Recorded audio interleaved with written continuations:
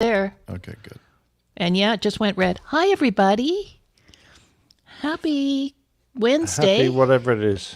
And I don't think anybody in the chat room except Jeff is American, but I was going to say happy day before Thanksgiving. Yeah, it's Thanksgiving Eve. There you go. That's right. Yeah, Thanksgiving Eve is right. Okay. Okay, everybody. Love it. Very good, Jeff. Okay, everybody. Yeah. It's about to get wet and wild. It is. And slippery. Ooh. Ooh. Yikes. I bet you're all wondering what we're talking about. Well, just stay tuned. You'll find out Exactly. soon enough. We're teasing you. Okay. Steph is on her way. I think she's planning to be with us Steph quite is on the shortly. way. And Nixie thought he might be able to drop in. Oh, there she is. Yay. Oh, hi, Stephanie. Hi, Mike Kuipers. Micah. All I ever know. I'm sorry. Yeah, Steph is a little low-key don't today, feel I'm afraid. Great. I'm sorry. Life catching up with you, Steph? Apparently. I don't know. I've been sick in a long time and I feel, not great. So, Not Well, good, huh? yeah. And Captain Nick has to leave a little early because he's got a photo shoot tomorrow. So Jeff may be going old school. He's up for it. He's ready. I will hang in as long as I can. Why? He's well rested. No, don't push it, Steffi. If you're not well, you got to travel tomorrow, right? No. Oh, I thought you were going to see Tennessee. your friends with the dogs. No, that's Saturday, but I'm doing other family stuff for the holiday. Hello. No, I don't have to go anywhere tomorrow, thankfully. Oh, good. Oh, that's good. I'm glad to hear Why that. is this not working? Input mono, input 2. Oh, why? Captain Nick, there's a message for you there in the chat room. Global I'm citizen. sorry, I'm answering a message from my client for tomorrow. Yeah, Be right with you. that's important. Yes, Yeah, especially if she's a paid client. yeah, she is. Oh, well, there you go. You got to pay attention. Anyway, Global Citizen says he's looking forward to next Friday's dinner. He's going to join you at the dinner. All right, okay, that must be at Brooklands. Next Friday? Oh, Or let me just check the date. what he says. Or else he thinks you're coming to No, dinner. next. You're going to his house. No, that's the dinner in London. The London Oh, dinner. very nice. Giving Oh. a speech. at The dinner. society Uh, or something like that. no, it's a. Oh, the toxic chemicals or something. They do very nuclear clever stuff, something. like attaching radioactive isotopes to the stuff that goes in your Right, body to make right. your Things Into your glow. breakfast. Into Yeah. your to make you breakfast glow in cereal. the dark. Glow in the yes, that's dark, right. exactly. Yeah. That's the one. You know, Nick, I was watching the Remembrance Sunday thing on the BBC, and I was wondering if your friend the Wood Duck would be there as his air attaché, because they had all these. All right. He might have been, but they're much more in drive. I mean, just to put the fact that he's in the UK, so he would have been there for Remembrance. Right, that's what I thought. But they really celebrate that Anzac. event, Yeah, yeah. which they do at dawn. So, Right. No, but I just sort of thought, Yeah. he probably showed it. Nukes, yeah. Global Citizen said nukes. They're into the nukes. Yes, indeed. So was it you I was chatting to today, Global Citizen, on the phone? Oh. Question mark. Question mark. Okay, so this is not working. Oh, I see why. You So, Steffi, stupid you're off till Monday, I hope, at stupid least, yeah? Fish. Good. You. You've got a new microphone there, Steph. Oh, no. No, it's just the perspective of the image. It looks like there's a big black ball microphone you're using. But actually, Yeah, what that's is on that? the table. Yeah, that's the way- Yeah, it did look like a... Yeah, it did look like a mic. Yes. And then the can very of whatever that inaccurate can is, it globe. looked like it was part of it as well. It looked like it was Yeah, all that part of looked it. like the base. And Yeah. Captain Nick, yes, it was him you were talking to, Hosea. yes, Jose. Well, very nice. Or is it Lovely Jose? chatting to you. Okay. And trying to explain to me, the thickie on the other end of the telephone, exactly what all this very clever tricks that they play to get all these scans to work on our bodies. Yeah, very interesting, but Nice. I'm not quite sure I grasped it all. I guess I don't have a master's, or I don't even have a university degree. You have a PhD in life, Nick. Well, Yeah. That's what's more important. Hi, happy Thanksgiving Eve to you, Tim Van Ram, and Texas Anlashock, and Mike and Micah and Mike Kuipers. I think you guys are the only. Did you know that Americans. Jose is a big part of our national anthem? Yes, Jose. Can you see? Jose, can you see? He's probably never heard that one. No. Even I've Never. heard that one. Yeah. You've So heard how it are all, things Liz. going? Jeff seems very perky today. Like things are going well there in terms So far, of techie stuff. That's why I Although muted I myself did- so I, I can eat was- for a moment while he figures things I out. was having a little issue, but then I figured it out. And Nick figured his issue out. It's all good. User error on my part. Steph and I don't have issues. What does that mean? At least not tech You're in ones. denial. Yes, exactly. Yes, you're right, Steph. I have lots of I issues. have all kinds of issues. They just aren't immediate right here. Okay, I need to get all the things lined up for the peeps we have on the show. Texas Adlashock says, Jeff, the first time he heard that joke, he laughed so hard he fell off his dinosaur.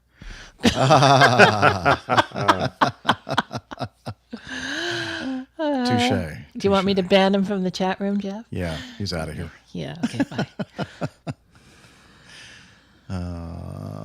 Let's see. From her lakeside studio. Well, I Yeah, haven't played it's so that one good in a to- while. Good to have her back. Yeah. She's been Paste. out and about, rambling Rose. And then just in case Mr. Camacho joins us, I'll put this right here. Yeah, he said he'd try, but he's a Yeah. busy guy. Oh, he is He's got a family and job and I know. all I mean, those he has things. like a real life. Oh, yeah, exactly.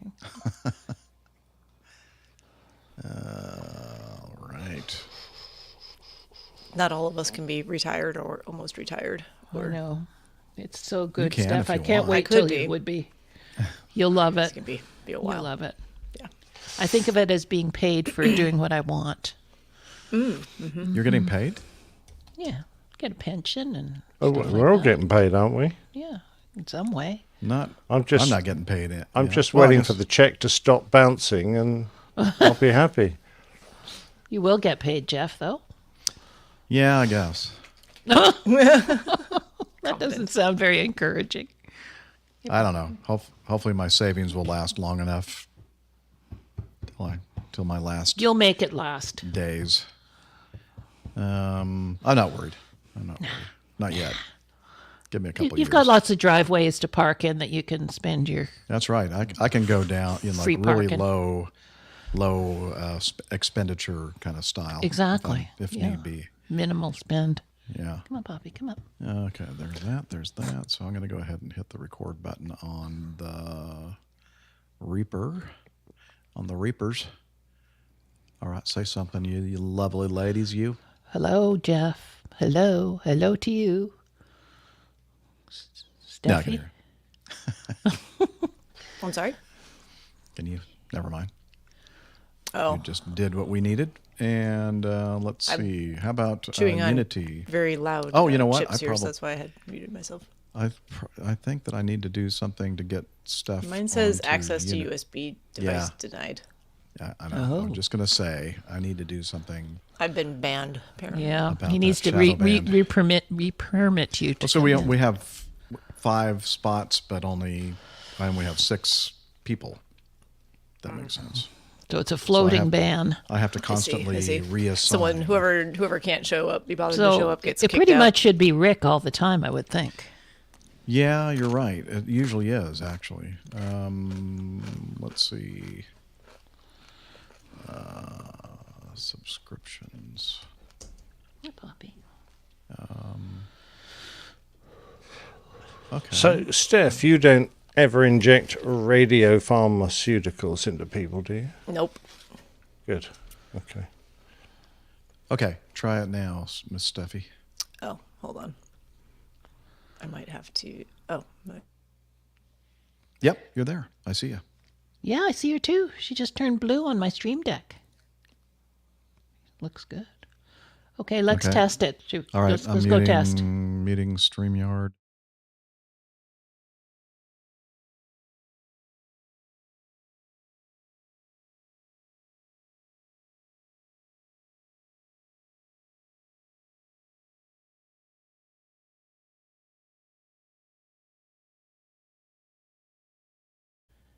Jeff, I'm getting an error message. It says, I have to select one or more talk channels before pressing the talk button. What does that mean? I can't hear you. Okay. You could probably hear me now, though, can't you? I can, yeah. Okay, because I'm talking in StreamYard. Okay, over on the little graphic user interface window, Yeah. do you see the little and the press to talk button there?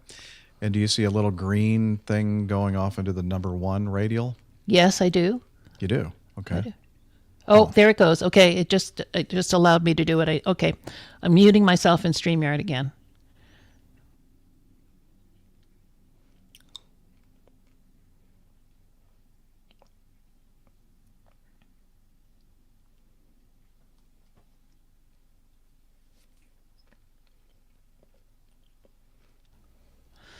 Okay. Okay, we got Whew. that sorted. That's good.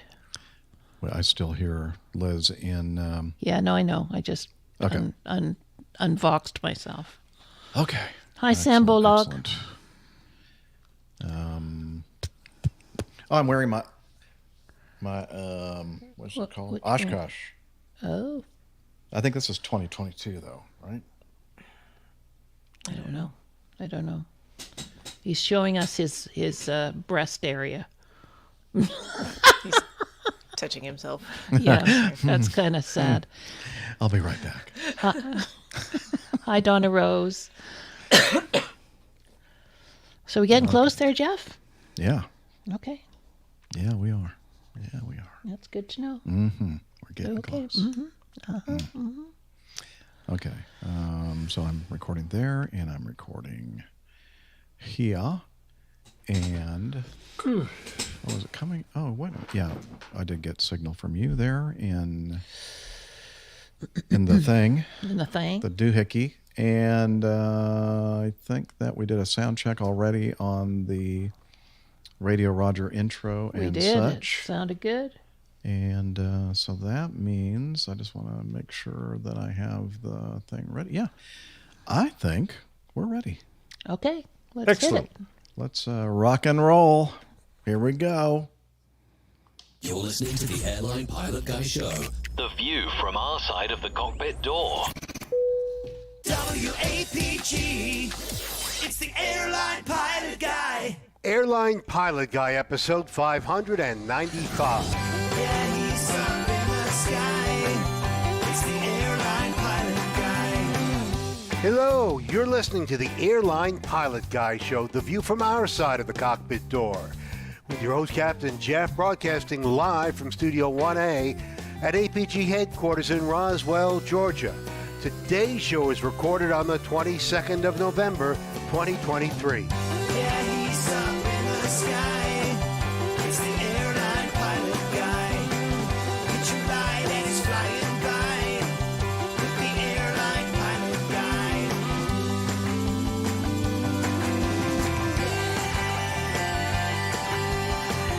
In today's episode, a flight approaches the wrong runway at JFK. It got way too tight. If we hadn't bailed out, we would have collided. And the thrust from a 737 rips up a runway's asphalt. Also ahead, more news and your feedback. So get all settled in. Tray tables and seat backs in the upright and locked positions. Electronic devices powered on. I'm Radio Roger, and Flight 595 is ready for pushback. Whose fault was that? All right, let's see. Oh, shoot. Can you believe I've already screwed up? Thank you, Radio Roger. He's an award-winning TV and radio reporter currently at the number one all-news station in the nation. 1010 wins 92.3 FM in New York City. Welcome to the Airline Pilot Guy Show. It's an aviation podcast covering the latest in aviation news and answering your great feedback. I'm Captain Jeff, a almost retired pilot. I forgot to correct the script. Thank you, Nick. Based here in Roswell, Georgia, and joining us from her lakeside studio in South Doctor, skydiver, marathon runner, strength training junkie, IPA connoisseur, and commercial multi-engine instrument rated backstabbing jumper dumper. It's our lovely Dr. Steph. Hey, Captain Jeff. It is good to be back. Finally have time to rejoin you all on the show, and I will take a moment to apologize for being under the weather. Very inconvenient timing for doing a show, but we'll soldier through and make it as far as we can. And I think Captain planning. Nick is really just hoping for a Ron Burgundy moment at some point on the script here. Yeah, I mean, he did that last week, and I forgot to correct it, so that's my fault. And speaking of Ron Burgundy, well, not Ron Burgundy. It's, from his studio. In Hartford, Hereford, and Hampshire. Professional photographer, former RAF, RAAF fighter pilot, retired Airbus A330, A340 captain for Virgin Atlantic Airways. It's Captain Nick. For the Atlantic Virgin Airways, yes. The Atlantic Virgin. The one. Yeah, very good indeed. Yeah, lovely to be back on the show, Jeff, and I'm going to do half the show, and then I'm going to disappear in a puff of smoke. Okay, which half? The good half. Bottom half. Middle half. From her studio in Toronto, retired financier and aviation enthusiast, spreadsheet master, and it's our producer, the lovely Liz Piper. Hello, everybody. Happy Thanksgiving to everybody in the States tomorrow. Thanks. Yeah, it's Thanksgiving Eve when we're recording this fine show. It might be a little bit on the shorter side. Yes, Traitors Day. That's a different holiday. Yeah. Oh, is it? Okay. This one doesn't. Damn. Yeah. I think, this stuff every day for them is Traitors Day, right? I'm just Indeed. jealous. I'm sure. Have a good show, you guys. Thanks, Cheers, Liz. Liz. See ya.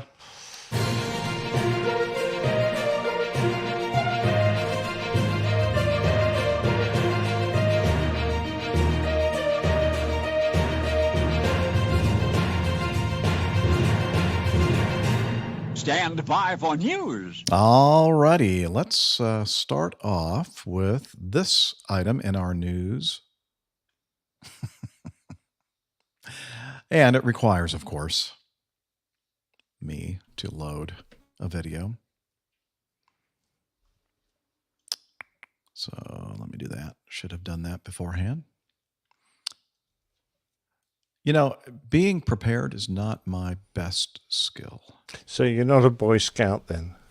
Well, I was only a tenderfoot. I didn't make it very far, which is obvious now. Because you you found it very hard following the motto of be prepared. You're going to have to leave our ranks now. They said, I'm sorry, but there's no way you're ever going to be prepared enough to be a full-fledged Boy Scout.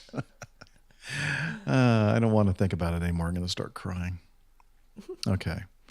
There it looks like we have a video come up. Okay.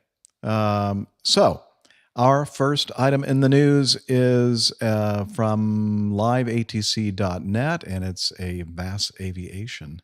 There you go. See? Told you. Real Aviation Communications. And this is John F. Kennedy American 28, 10 left, heading 310. 310, American 10, or 28. Good speed, 235 traffic, 1 o'clock and 4 north, westbound, turning southwestbound, 2,500 for 2,000. It's a 757 London parallel. We got that 757. Speed 235, maintain visual separation from the traffic. American 28, heading 310. We're turning left to a heading of 310, American 28. Delta 2759, 180 knots, 60 ME, towers 19-1. 182 is Alpha and over to Tower Delta 2759. Come on, 315, heading 150. Heading 150. Spit it out. Spit it out. Speed 235, turn right 260. 260, proceed 235. JetBlue 110, descend to maintain 3000, heading 320. 3000, 320, heading JetBlue 110. American 28 traffic out there at 1 o'clock and 3, turning westbound at 2,500 VFR Pilatus, land in the parallel. And we got the Pilatus inside, American 28. Thank you. Good speed, 235 back to the right, heading 310. 310, good speed, 235. American 28 heading correction 260, you're 7 from Alpha, maintain 2000 until established on the localizer, cleared ILS runway 22 left approach. 260, we're established on the localizer, clear for the visual approach 26 left, American 28, or 28. American 28, that's ILS 22 left. ILS 22 left, American, This clear the approach 125. Guy's been flying all night, I think. Good speed 235, turn left heading 260, intercept 22 right, localizer. Left 260, intercept localizer, good speed 235. Air India 119 heavy, turn left heading 310. Left heading 310, Air India 119 heavy. American 28, maintain 170 knots, 60 mean towers 19-1. American 28, 170 knots, 60 mean towers 19-1. 178, and where's this Pilatus going? He's landing the parallel, American 28, 22 right. He is right above us, American 2228. American 28, 170 knots, 60 MA. At speed 235, flatting 180, sir. It appears you joined 22 left. Oops. Roger, we'll fly heading 180, good speed 235. Air India 119 heavy, descend to maintain 2000. Submarine 3000, Air India. We're breaking off for American 28. He's right above us. Good speed 235, maintain 2500, fly heading 180. 180, maintain 2500. American 28, you can proceed inbound for the approach. He's coming out. Yeah, American 28 re-establishing for 28, or 22 left. Breakjet 4631 heading 360, speed 210. Speed 210 heading 360, Breakjet 4631. Good speed 235, climb and maintain 3500. 3500, good speed 235. Breakjet 4631 heading 360. Heading 360, Breakjet 4631. JetBlue 110, turn left heading 260, intercept 22 left. 260, intercept 22 left, JetBlue 110. Air India 119 heavy, reduced speed 180. Speed 180, Air India 119 heavy. Jet 4631 heading 330. Heading 330, Breakjet 4631. JetBlue 110, 9 miles from Alpha, just going to maintain 2000 until established, cleared ILS 22 left. 2000 to establish here for the ILS 22 left, JetBlue 110. Tower American 28, shore final 22 left. American 28, runway 22 left, clear to land, wind 27011. 22 left, clear to land, American 28. And ground, we'll actually need to try to get a phone number for someone in the tower on that approach we had. Okay, so not the tower, you want the TRACON, the approach control phone number, correct? Whoever gave the Pilatus clearance to land, we need to talk to whoever that was. So whoever vectored the Pilatus or whoever actually said clear to land? Two different buildings, that's why I'm asking. I'm sorry, I cut you off. It's two different buildings, that's why I'm asking. No, that's fine. TRACON, whoever vectored them on. Okay, no problem. I'll get a phone number for you. Get it straight, please. All right, American 28, I have a number for you. You ready to copy? Yes, ma'am. 867. Yeah, we were watching on the scope. It got a little tight. It got way too tight. If we hadn't bailed out, we would have collided. All right. Good speed. 235 was resequenced for another approach, and everyone lived happily ever after. So, that was interesting. Well, certainly the machine gun RT did. Yeah, it's just continuous, isn't it? And you've really got to be on your game to catch your call sign and get those instructions right, because he's not going to repeat them. Interesting, that one, isn't it, Jeff? The first time I watched it, I thought, oh, that's an absolute nightmare. And the second time I watched it, I thought, even if he'd gone across to right, he would still have gone over the top of the American with a 500-foot clearance. All that happened was he picked up the wrong localizer, and while I'm mentioning it, he was cleared for to right localizer, and he read back cleared for the localizer. Now that's not good enough. You've when there's 3 runways in use often simultaneously, you've got to make sure you read back correctly, because that would have been a chance for the controller to have picked up his mistake. So, having crossed over the top of American, he then established on the same approach on top of him. Now, I can understand why he might be a bit concerned, because if this guy starts descending on the ILS, he's going to come down through the top of his aeroplane. But he didn't. He stayed at 2.5, and the controller moved him out of the way still at 2,500 feet, with the American still at 2,000 feet. So I never saw that separation disappear. So No. I'm not sure if the American obviously was very concerned. And at night, all you've got above you is flashing lights. It's very hard to tell unless you're staring at your TCAS as well, exactly how far away they are. But since they didn't get a TCAS warning, I'm desperately trying to remember the altitude at which those TCAS warnings stop, but I'm pretty sure at 2,000 feet they're still It would active. still give you a TCAS at that altitude, that's for sure. They didn't get a TCAS warning, so he was probably just a bit overexcited when he said they nearly collided. I don't think they did nearly collide. I'm sure that looking up and seeing a Pilatus PC-12 just 500 feet above you, kind of going in the same direction, kind of is concerning. And I didn't realize it was at night. So thank you for making that point. I'm assuming it's at night. So I don't know. I don't actually know. I'd have to go back and see if it were at night or not. But it doesn't matter. It's still, even if it's daylight, seeing a little airplane up there and wondering why they're not offset. Or looking like they're kind of moving in a general offset direction. If they're just kind of paralleling exactly the path that you're on, that would be of concern. And very uncomfortable. And if I were the kind of person that take notes and write down things that I want to say, would be the first thing I was going to say is exactly what you said there. When you with radio transmissions and air traffic controllers are guilty of this, and pilots are guilty of this. I know that you did as well, Captain Nick, always repeated, cleared to intercept the localizer or whatever. If they didn't say runway 8 left localizer or 22 left localizer, I always in my readback said the actual runway in the readback, because that's an opportunity for somebody to go, wait, no, did you say 22 left? I meant 22 right. So I think it's just a safer way to go. And you're right, he did not read back which runway they were assigned, the Pilatus. Now, of course, American, they've been flying all night, and they're using all the numbers that we have. 10282 runway 28. I mean, no, I'm American know. 28, American 22 left. No, wait. It was all over the place with his radio. But I'm thinking, give the guy a break. He's been up all night. So indeed. Anyway, so I'll have to go back and watch it again, because that was actually the first time I saw that. But was I wrong in thinking that at the beginning the vectors that the Pilatus was given actually took them across the final approach path? You're exactly right. Why did they ever take them across that path to begin with? Didn't they start from the north?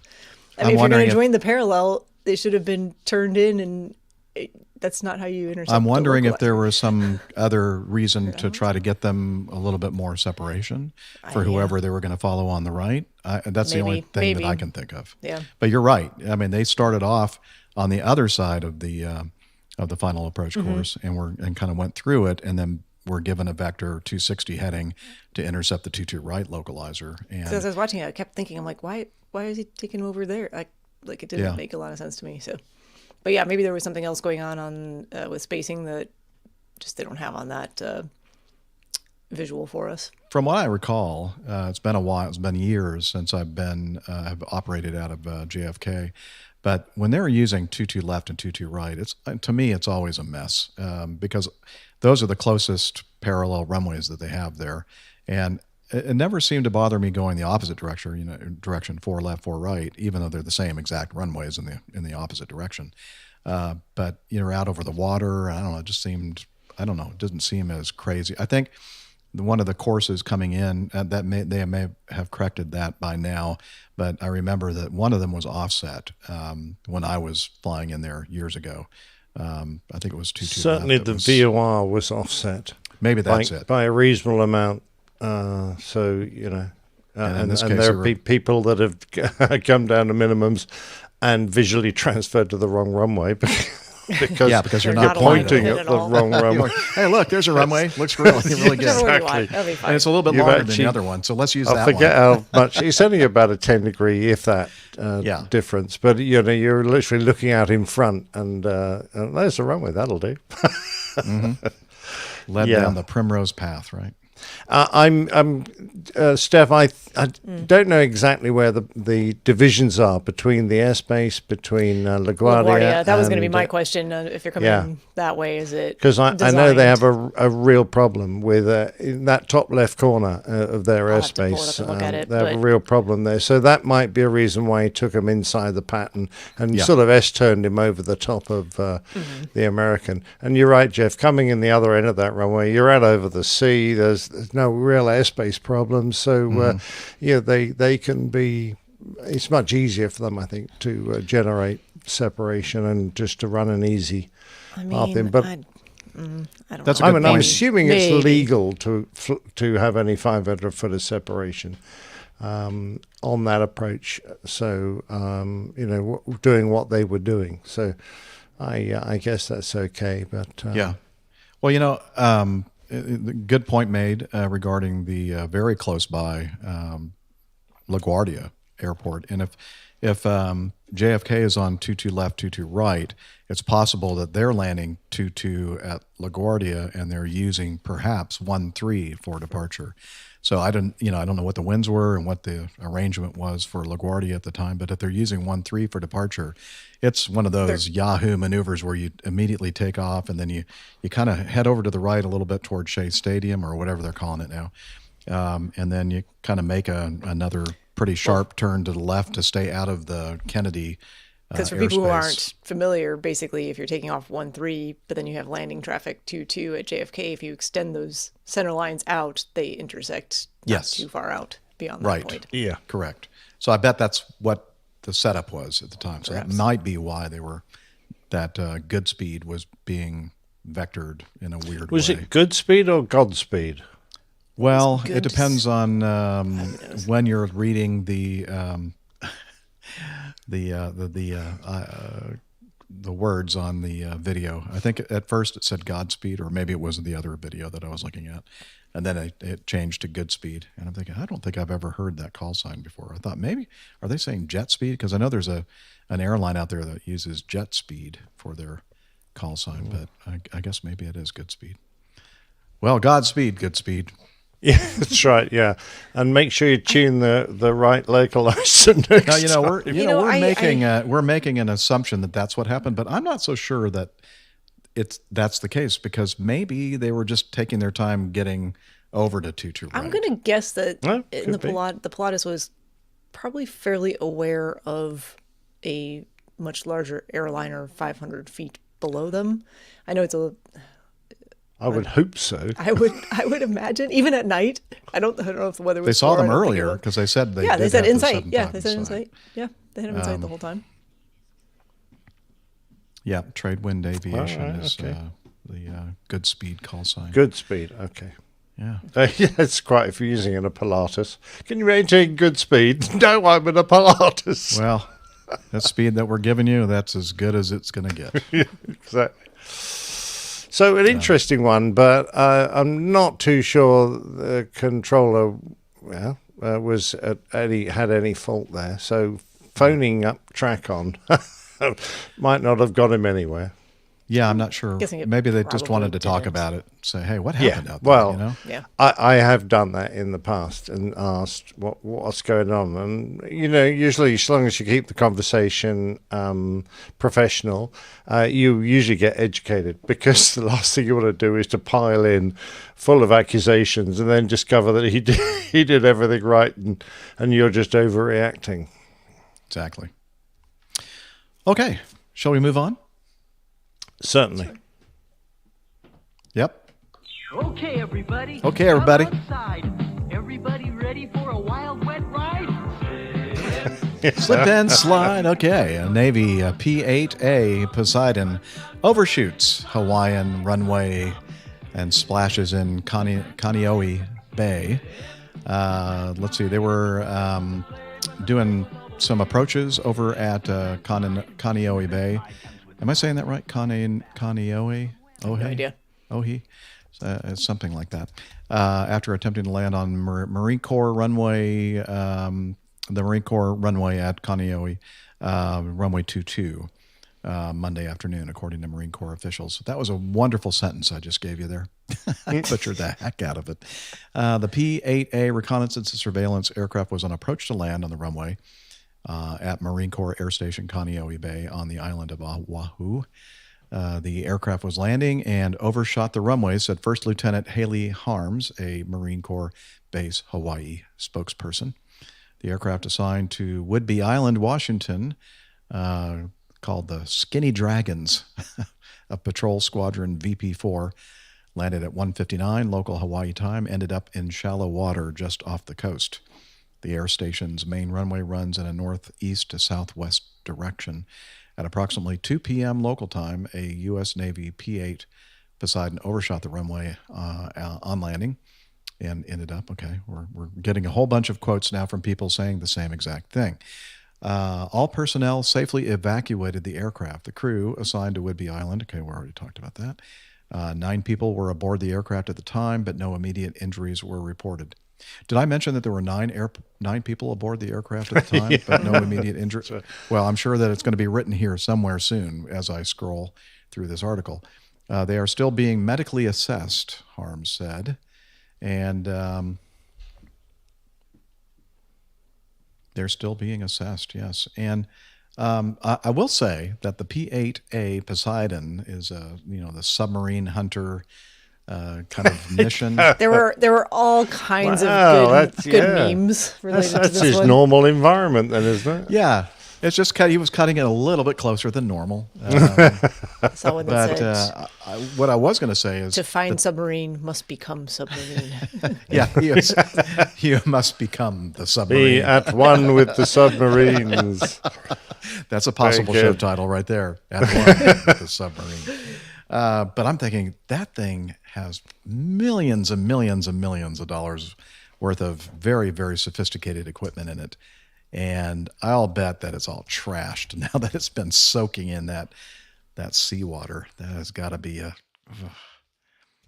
All right, UH Blackhawk in our live audience says, I'm surprised the Navy didn't put EMAS on that runway. Yeah, the Engineered Materials Arresting System, I believe, is what EMAS stands for. Yeah, I'm surprised as well. They would have had to shorten the runway to fit it on, wouldn't they? Yeah. Because it looks like the runway ends just about on the beach. Yeah, 7,700 feet, I think, approximately, the runway length. It's 200 feet wide.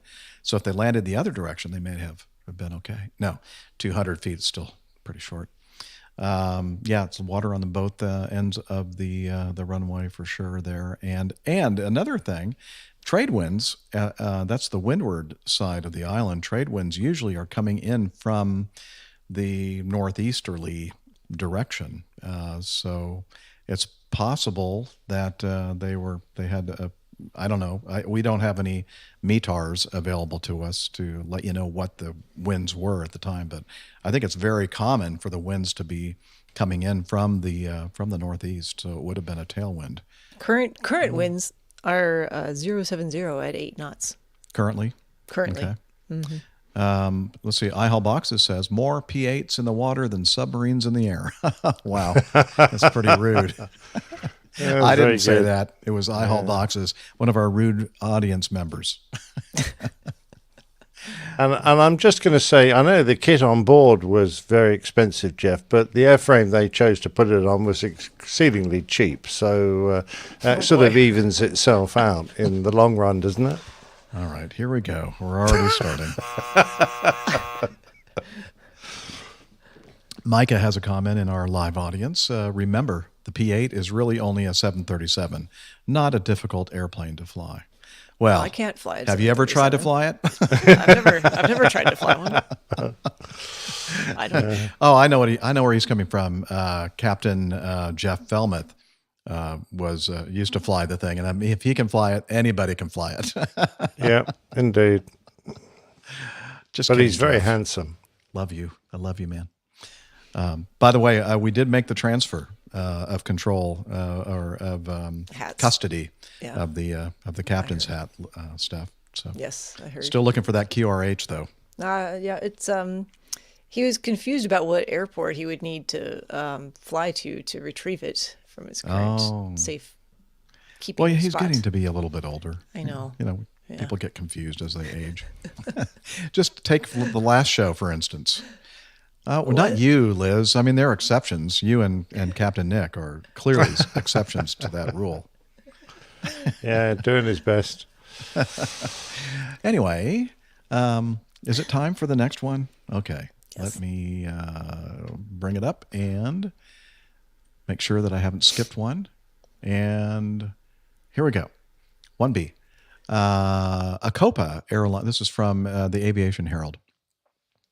It's a final report. Copa Airlines Boeing 737-800 registration, Hotel Papa 1539, Charlie Mike Papa, performing flight 135 from Mexico City to Panama City, Panama, with 159 passengers, 7 crew, landed on Panama City's runway 3 right. In the flare, they drifted towards the right-hand edge of the runway, touched down inside the touchdown zone and on the runway, then veered to the left and went past the left edge of the runway, crossing the runway edge at about 110 knots over the ground. The aircraft continued parallel to the runway when they were off the runway, crossed a high-speed turnoff, beginning to correct towards the runway, but came to a stop about 7,200 feet down the runway, about 70 feet to the left of the left runway edge. The aircraft was evacuated via slides. There were no injuries. Let's see. Just as a note, the weather in the area, not great. I think it was, I'm trying to scroll down to the METARs. Looks like they had thunderstorms in the area, 700 scattered, 1,600 CBs, so cumulonimbus clouds, 8,000 broken, and the winds were 110 at 11. Not a lot of wind. Anywho, let's see. As Liz mentioned, our producer, that I was going to say, the reason that I mentioned the weather is that Tropical Storm Ian, which hit the United States, I believe, right, Steph? The only one that really was a major problem at all. No idea. Yeah, it went into Florida and... like Fort Myers area, Naples. Yeah. It was 380 nautical miles north of the airport.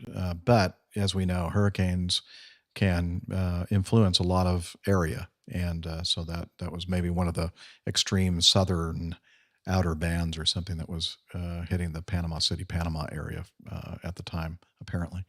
On October 28th, 2022, the Office of Investigation in Panama, and it said, according to crew testimony, thrust reverser number 2 had been inoperative under minimum equipment list requirements. If the runway was wet, and in case of an asymmetry, the thrust reverser number 1 would not be used. And so they performed their approach to standard operating procedures. Upon touchdown, they felt a different sensation, however. With vibrations like a tire had burst, the aircraft developed a strong yaw to the left. The crew applied right-hand rudder without success, activated the thrust reverser on the number 1 engine. Again, they weren't really, I don't think they were planning on using it, but at this point I thought, well, we're going to need it to slow down. So they applied thrust reverse on the number 1. I think, remember, the number 2 was inoperative. And that would have exacerbated the problem in my mind. Near taxiway Quebec, the aircraft went off the runway. And after coming to a stop, the crew analyzed the situation, perceived a strong burning odor. The nose gear had collapsed. They decided to shut the engines down, start the APU, and perform an evacuation. Okay, so the investigatory agency did confirm that the aircraft had been dispatched under MEL with the number 2 thrust reverser inoperative.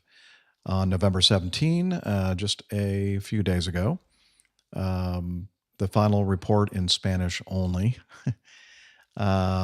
concluded that the probable cause of the accident were the meteorological conditions at the time of the landing were significant cloud cover, winds 110 at 11, visibility 6,000 with rain, clouds, thunder showers with rain, scattered cloud at 700. as I mentioned earlier. The landing was recorded with power levers above idle on both engines. Reverse thrust on engine 1 was immediately activated. That kind of does not jive with the crew testimony. So he immediately used engine number 1 thrust reverse. Left engine accelerated to 84% N1, and right-hand engine remained at 41%. Okay, so they didn't activate the throttle, thrust lever on the right side. That's good. The surface of the run. Oh, also they mentioned speed brakes as well as brakes did not activate automatically. So that's not good. No. The surface of the runway strip does not have the load-bearing capability for aircraft that suffer a runway excursion for some reason. That's in the report. Okay. So didn't quite understand that myself. Yeah, contributing factors, and there are several listed having to do with the weather and when the weather, the rain and the wind direction, situational awareness. The wrong perception by the crew believing they had veered off due to a flat tire. But I've highlighted some of the contributing factors here that I think are pretty significant. Lack of training for landings with thrust reverser inoperative in marginal conditions. The first officer's call out speed brake up and incorrect verification of the lever moving. So it was one of those things, what do we say? Paying lip service, saying something, but not really ensuring that what you're saying is actually happening. On the airplane that I fly, when the when the auto spoilers are deployed on touchdown, the call by the pilot not flying is spoilers up. So that's just and then you verify. You don't just say it. You actually make sure that the spoilers are up so that you're going to dump the lift on the wing so that the braking has better effect. Lack of manual deployment of the speed brakes and the brakes. Okay, so that's, if you notice that the speed brake handle didn't move, then you're supposed to grab it and move it yourself manually so that you do get the same effect.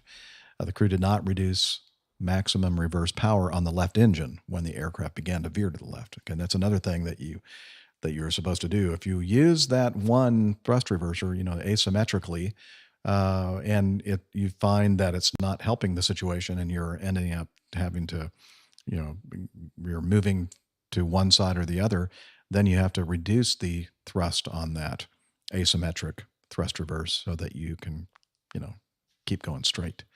And they didn't do that. So what do you think, guys, gals? You covered it. Yeah. Yeah. Well, they did in their final report. We have talked about this, and this is the final thing. So it does contradict what the crew thought happened to a certain extent. But in the heat of the moment, they probably are hoping they did the right actions when, of course, they didn't. The call of speed brakes up would be a call that the first officer would have made every time he was the pilot monitoring, and you're so used to a certain cadence when things happen, and in the landing condition, he invariably would have said speed brakes up just as an automatic. We had a whole series of problems with one of our calls, which was when the pilot flying called for a flat movement. The pilot monitoring was supposed to say speed checked to confirm that they had achieved the correct speed for raising that flap and they weren't going to put themselves in a dangerous situation before moving the lever. But it became such a common call and moving the lever that people weren't they were just saying it. They weren't looking at the speed and reading it to see whether it had gone past the minimum speed required. So we had quite a few instances of people calling for the flap too early and it being moved too early, even though the bloke that's supposed to be double checking said speed checked, he wasn't checking the speed. And this sort of thing is one of those behavioral problems you get when you are so used to saying something over and over and over again. The one time it happens that you haven't achieved those conditions, you still say it and you still do it because you've got ingrained in that habit. I think everybody's done. Anyone who's done repetitive things over time, you know, it's very easy for your mind to go, you did it because you said it. Yes, exactly right. Because you did it the time before, and you'll probably do it the next time. But it can be very easy to miss. Very easy. So the Funyuns really did line up for them, didn't they? Because it was a pretty wet day. And they, even though they landed on the correct side of the runway, really for a bit of a crosswind, and for the fact they've only got one reverser, they left an engine. I don't think it was quite at idle, that right engine, because they say it remained at 41. Okay, that must be idle. Yeah, that sounds like well, it's idle. but they did mention though, and now it makes sense why they did mention it, that the throttles weren't at idle when they touched down. Yeah. So maybe you're right. Nick, I think there was probably a bit of extra thrust coming from the right engine, which is going to turn them. And the reverse thrust on the left engine, you're going to get quite a swing. Yeah, and they really didn't think, oh, what's causing this swing? Oh, it must be a time. No, it's because you've got the damned engine in full thrust reverse. Bring it back to idle full. So, yeah, it was all sort of going a bit pear-shaped at that point, wasn't it? And then eventually they ran off the right. You know, they almost got it back on again, in which case they could have just pretended it hadn't happened. So, except it was, you know, all the tire tracks through the wet grass and mud. That must have been that was the fire engine. Yeah, nothing to do with the lawnmowers or something. Yeah, exactly. Yeah, I think if he'd put a bit more thrust on, he could have got through all that. Cleared that thing out. Yeah. I think just get the airplane hose down, you'll be been right. there, done that. Yeah. It happens. Yeah, but I can laugh about it because no one got badly hurt, so that's great. Yeah. Well, I thought it was interesting in the interview with the crew earlier last year. It basically intimated that it was only when the captain realized that the airplane was sliding to the left that he activated the number one reverse. But of course, in the findings of the investigation, the final report, they said that the number one thrust reverser was immediately activated. Yeah. So, yeah. Interesting. Mayman Mike is asking if you can do asymmetric braking if you're using asymmetric thrust reverse. Yes, of course you can. That's no problem. But if you've got a very wet runway, those brakes may not be particularly efficient. But yes, that's what you normally use the aerodynamic force of the rudder, and then as that becomes less effective as your speed comes down, you can use asymmetric braking to keep the aircraft straight, and nose wheel steering, of course. And I was going to say there are a lot of airports in that area of the world where they don't have grooved runways or porous friction overlays, but in a couple of the pictures that we were looking at there, it does look like the runway was grooved, so that would have been helpful. Indeed. Yeah. Okay. Anything else? Shall we move on? Mm-hmm. Way down under. Okay. I think I have to load some videos. Okay. Well, why don't one of you, Steph, we haven't heard your lovely voice in a while. Why don't you start reading, if you can, this article about... the question, we'll see how long I can read. And then I'll see if I can pull up the video while you're doing it. I have no idea where this article is from. 101C, Norse. Yes. Yeah. So it's actually, the article is from Norse Airways, their press release. Oh, where it's from. I don't. It must be like a press, press release or something, I think. Norse Atlantic Airways, known as the Explorers Airline, proudly marks a, this is definitely everybody knows that, proudly marks a groundbreaking milestone in aviation history with the first landing of its Boeing 787 Dreamliner, registration Lima November Foxtrot November Charlie, named Everglades, at Troll Airfield in Antarctica. The momentous achievement took place at 2:01 local time, sounds like 2 o'clock in the morning, on Wednesday, November 15th, 2023. Led But by, surprisingly, it was not dark no, because they're on the way down South under. Pole. Yeah. I'm sorry. Keep going. I'm going to be playing this in the background. That's here, fine, that's fine. Video of them landing. Led by Norse Atlantic Airways and contracted by Norwegian Polar Institute and Air Contact, Scandinavia's largest and leading air broker firm, this historic mission transported essential research equipment and scientists to the remote Troll research station in Queen Maud Land, Antarctica. Aboard flight November 0787 were 45 passengers, including scientists from the Norwegian Polar Institute and other countries, destined for different stations in Antarctica. The flight also transported 12 tons of essential research equipment crucial for Antarctic exploration. Starting from Oslo on November 13th, the Dreamliner made a stop in Cape Town, South Africa, before embarking on the challenging Antarctic leg. Departing Cape Town at 11:03 p.m. on Wednesday, the aircraft spent over 40 hours in South Africa before its historic landing at Troll Airfield. 40 hours on the ground, I'm sure. Bjorn Tor Larsen, CEO of Norse Atlantic Airways, expressed immense pride and honor in achieving this historic milestone. It is a great honor and excitement on behalf of the entire team Norse that we have achieved together a momentous moment of landing. I can't read. The first 787 Dreamliner. In the spirit of exploration, we are proud to have a hand in this important and unique mission. It is a true testament to our highly trained and skilled pilots and crew and our state-of-the-art Boeing aircraft. Antarctica lacks conventional paved runways, and here you can see that if you're watching the video. Hence, Norse Atlantic Airways landed on a blue ice runway, 3,000 meters long and 60 meters wide at Troll Airfield. The Norwegian Polar Institute operates the research station located in Jutelsessen in Queen Maud Land, approximately 235 kilometers from the coast. Nailed it. I'm sure I did not. Yeah, and then it goes on, so some more of the details and stuff about the cargo capacity and the Dreamliner itself.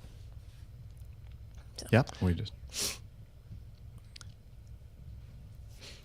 Liz is saying something about last year. It was an Airbus and now a Boeing. It was. In fact, I caught a couple of news articles which had this big banner headline saying it was the biggest aircraft to have landed in Antarctica, but not true, I'm afraid, because the A340-600 that went in there last year, although I think they landed at Wolf's Fang, not Troll. And Troll actually is only, I think, 10,000 feet long. Wolf's Fang is only 8,200 feet long. They're not long runways, considering they're made of ice. But I guess they have a lot of grip, though, I think. You wouldn't think they would because they're ice, but I guess if the ice is dry, that that's pretty good friction coefficient. Yeah, indeed. But yes, the A340 went in the previous year, but it's the first time certainly Dreamliner has been in there. Mm-hmm. All right, Maine Marin in our live audience says density altitude must have been way in the negative. Yeah, I bet it was. Oh, absolutely, yeah. I reckon for takeoff they must have had more thrust than they knew what to do with. So much performance. They're reasonably light as well. They've got a lot of having to fuel hold the wings down to keep it from flying. Yeah. That's what happens, yeah. Like a indeed. balloon. Nice, so good. Well done. All right, well, we're going to move on to the next one. And since we're talking about ice... runways, not ice. Sorry, I blew the segue. Sorry. And there's of course another video that I have yet to load because I have so many videos on this episode. Such a just burden. too many, actually. Okay, so I'll load it up and I'll hit play here momentarily. Captain Nick, would you like to take this one? Oh, most certainly. News accident. Gull Boeing 737-800 at Navgantis, You got it. 14th of November.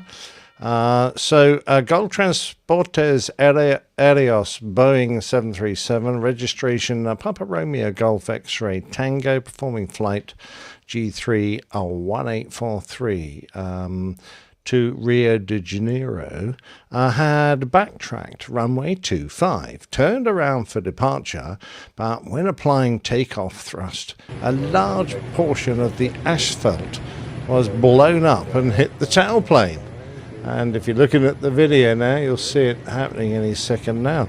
The crew rejected takeoff at about 60 knots, so very low speed, and returned to the apron. No injuries, but the aircraft sustained substantial damage to its tailplane, and you can now see that absolutely there have been shards of tarmac that probably 3 or 4 inches deep have been ripped up off the concrete surface.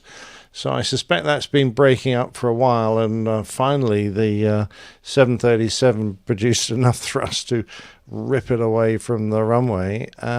Flight was cancelled. The airport was closed for about 5 hours. And they've got a nice notam saying runway closed. Yeah, used asphalt disaggregation. That's a new word for me. I like that word. So, like, what's the term they used with the second test of the rapid unexpected disassembly of the second star? What is it called? Not Starlink. No, it's not called Starlifter. What is it called? Something like that. It's a SpaceX, but I forgot what they call the rocket. Darn it. The one that's going to eventually go to Mars, they think. Anyway, that one ended up getting blowed up. Get up, blowed up good. But I was reading in here that, or somewhere, that said that the 737 that tore up all the asphalt was backtracking. So they went down the opposite direction and did a very tight, 180-degree turn or whatever to get realigned with the runway direction. I'm wondering if that contributed to the maybe a crack, and maybe one of the wheels got in the crack and kind of pried it open or something. I don't know. Starship, that's it. Thank you, Texas Analyst Shock. Starship. Star or something. Yes. Starship. Yeah, star, sky, ship thing. Ship thing, rocket. I named this Starship Titanic. Well, if you look at the the picture there, like it's obviously where it was repaved at some point. I mean, because underneath it looks like old paint markings. Yeah, it doesn't look like. Maybe so they did it looks a very like good it job. was maybe Yeah, that's right. a suspect. Well, in the UK, we get these teams of guys who roam around the countryside claiming that they've got spare tarmac left over from some big job, and would they like you to have it on your drive? We'll give it to you cheap, governor. So yeah, people, I reckon those people came down here and did that, I think, is what you're saying. Yeah, well, some cowboys went in there and did it. That's what happened, I reckon. Yeah, I know. I'm trying to find the yeehaw. Where is absolutely, it? But no, we used to do this in a lot of airfields in the Caribbean, where we would have to go down to the end to get full length, and then we'd go into do a 180. And on our aircraft, it's not a tight turning aircraft. It's a really long aircraft, so you needed a full 45 meters. And there was a great temptation to sort of spin the airplane around and use lots of thrust, but the airports definitely did not like that, because if you got a stationary wheel, it used to scrub and rub at the runway and damage it. Oh yeah, that big pile of tarmac flapping over the back end of the airplane. That looks horrible. It's just so fun to watch that. Let's watch it. Well, it is when it's not you doing it. Because you can see the air get underneath it and then just lift it all up almost in like one big Yep. Okay, let's cob the power to it right now. Here we go. All right. Well, boom. Yeah. And it had to do some damage to the tail of that. It said it did. Jet. Yeah. Yeah. There you go. All right.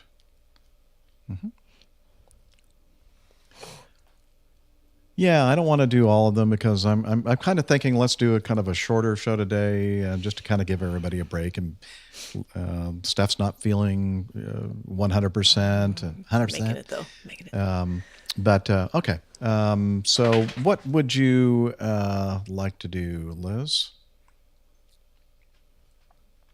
Oh yeah, that's a good idea. That is a good idea. Okay. Oh no, not F and G again.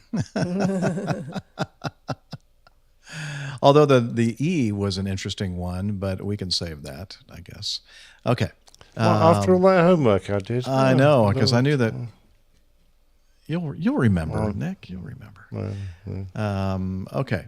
Are you vetoing this reshuffle? No, I'm towing the party line, sir. Okay. No, it'd be fine with me if you want to do it. I'd be happy to. No, that's fine. All right. So this one here from g1.globo.com.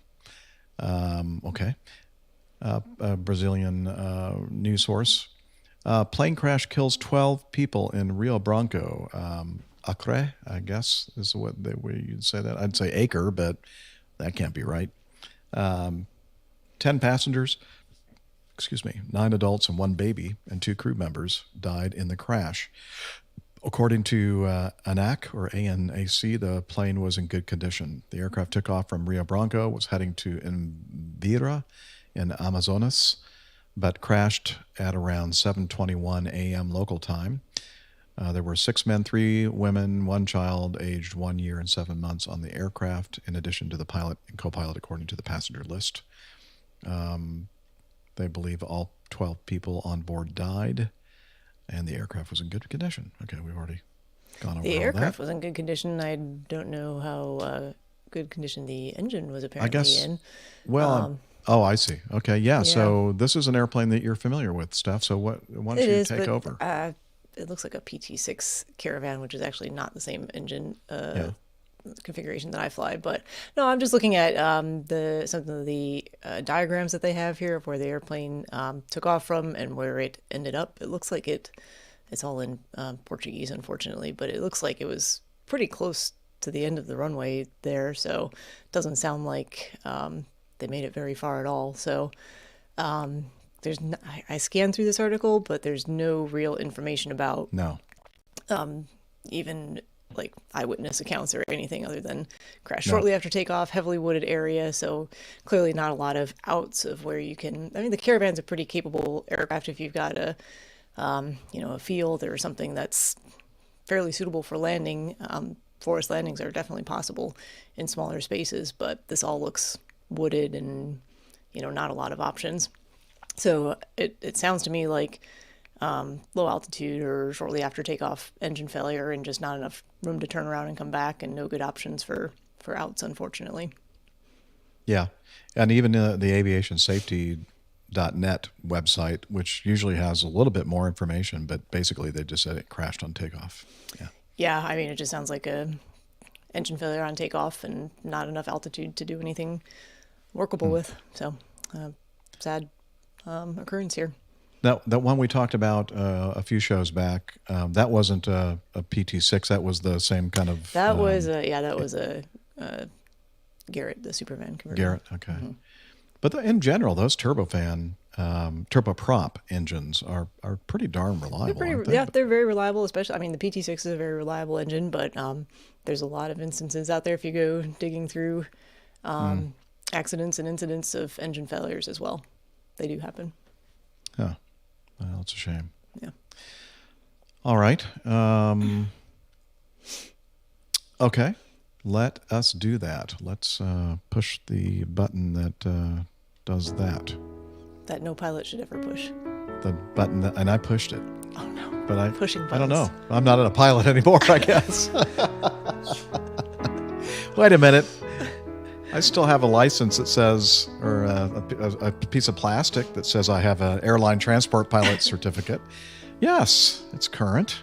I may not be current in the airplane that I'm assigned, but I am still nope. As far as I know, the FAA hasn't come to get my certificate, take it from me, or asked me to mail it in.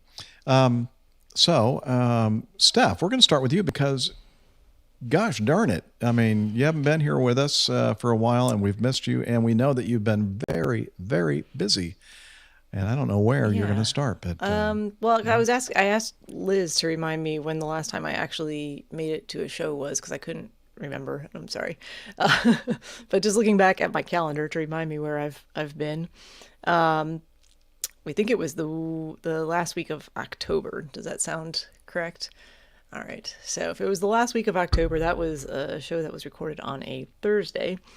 And then I was not available the first week of November because I was down in, we talked about Panama City earlier, but not Panama City, Panama, Panama City, Florida, Panama City Beach, participating in Ironman, Florida. So I actually had signed up for that over a year ago. And like with anything else, you sign up for these things and you have great intentions of training and being fully prepared and like me, fully prepared. Let's just say that I'm not sure, unless you're doing this on a professional level, how you can ever fully feel prepared for an Ironman distance triathlon. It's a 2.4 mile swim, 112 miles on the bike, and then a marathon run, so 26.2 miles, total of like 140. Yeah, any of those three would have killed me, I'm sure. So my only goal going into it was to finish. I felt like I had a decent amount of just overall endurance. I have a background in swimming. I know we don't talk about swimming very much, but that's the sport that I did when I was younger and growing up and all through childhood and high school years. So I did, you can see, if you're watching the pictures there, the video, I've got my wetsuit on. It was a wetsuit legal swim, which actually makes the swim quite a bit easier, especially in the ocean where the salinity is helpful for buoyancy. And then you add the wetsuit on top of it, and that adds buoyancy. So really all you have to do is propel yourself in a forward direction and hope that you can do it quickly enough to make the time cutoffs.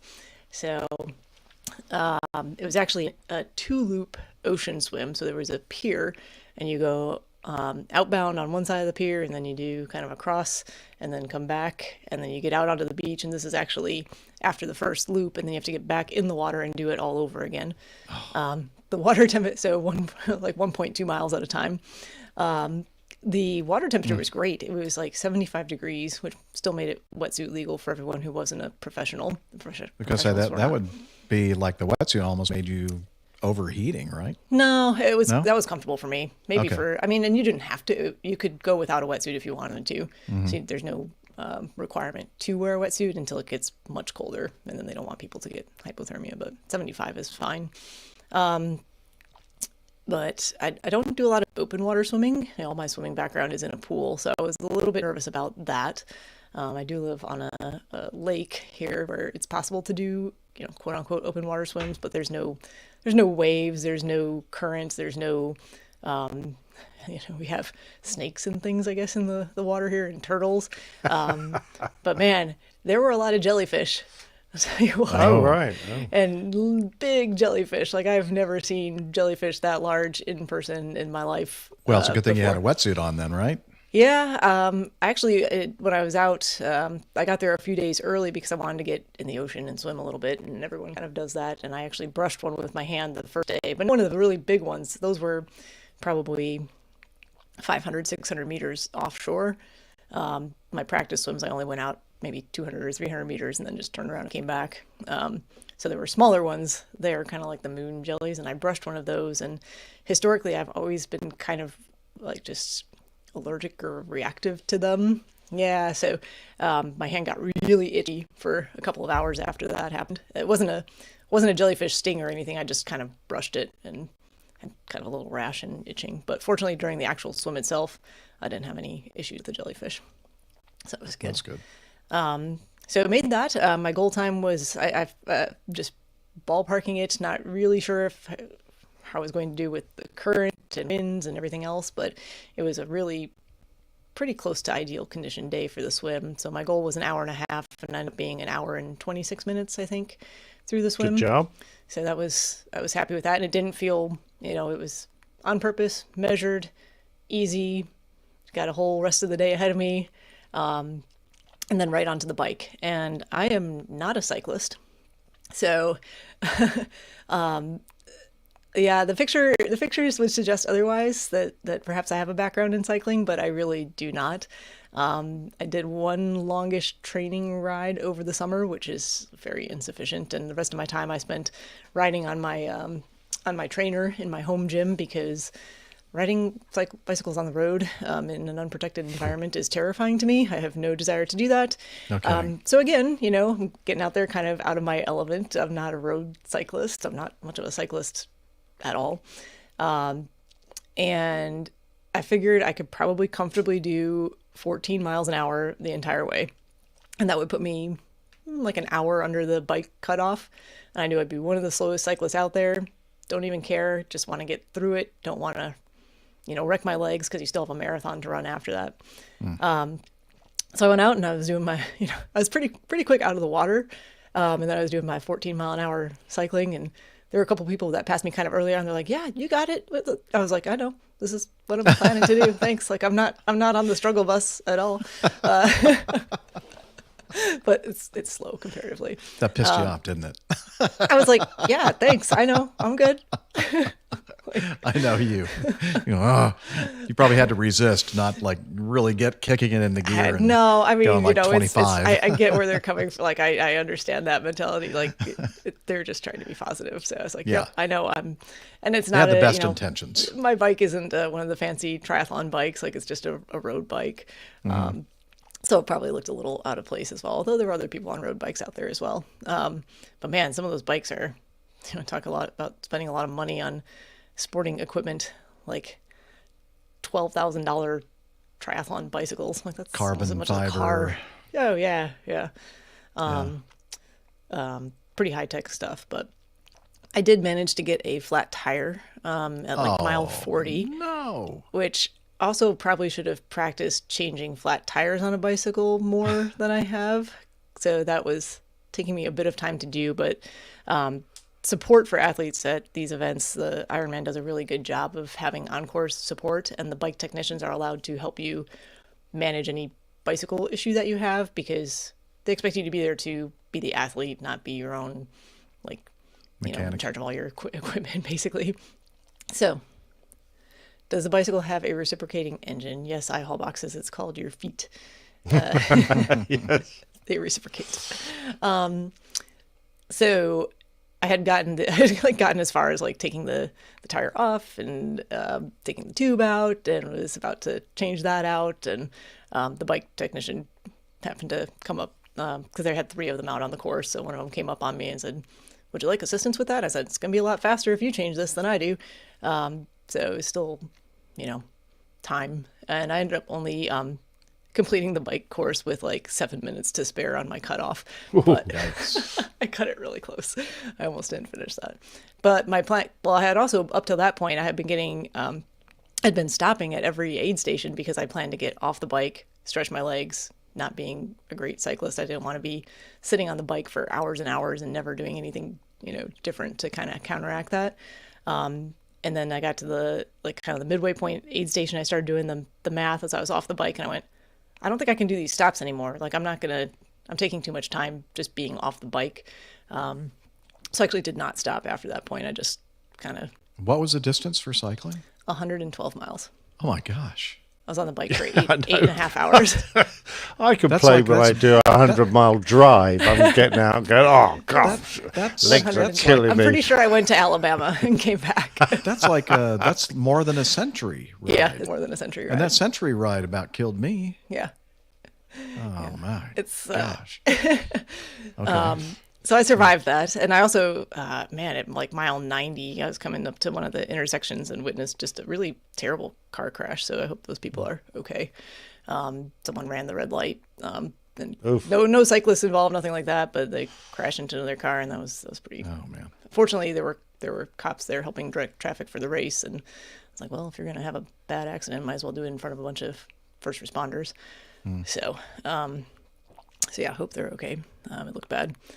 And so I finished the bike ride, time of day. It was right around sunset. So I'm trying to think, but that was the day before the time change. So that probably would have been like 6:15 p.m. or so. All of my running was in the dark. Yeah. So I finished the bike. I think I might have been the slowest person on the bike to actually finish the bike course, which I'll wear that distinction proudly. But then, Yay.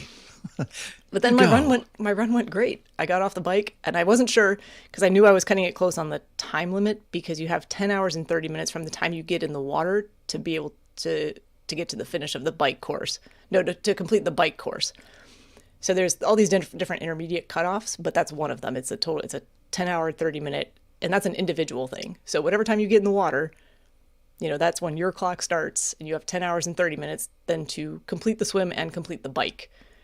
And I finished the bike at like 10 hours and 23 minutes or something like that. Wow, that's cutting it close. Did you feel like someone in a restaurant when the waiters are all waiting for you to finish your bottle of wine? Here's like the demoralizing thing. Like I was coming in to finish the bike and people were already done with the entire event. Like some of the like the pros finished in like 7 hours or something. And then they were like the really fast like age groupers were all done. I was like, hi, I still have a marathon to run. But I was pleased to find that there were still a lot of people out on the marathon course. Like I was not alone on the marathon course. So, but I went through the transition there really fast because I wasn't sure if I had to be on the run course by 10 hours and 30 minutes or if just finishing the bike was sufficient. So I literally just like changed my shirt and put my shoes on and went out on the run course. But I felt great for the run course. I was able to jog the whole thing. I intentionally walked all of those aid stations too. Again, on-course support at an Ironman race is incredible. They have an aid station basically every single mile with all kinds of stuff. The standard water, Gatorade, sports drink, but then also Red Bull, Coca-Cola. After dark, if you are on the course after dark, you get bone broth, warm bone broth, which was awesome. Oh, nice.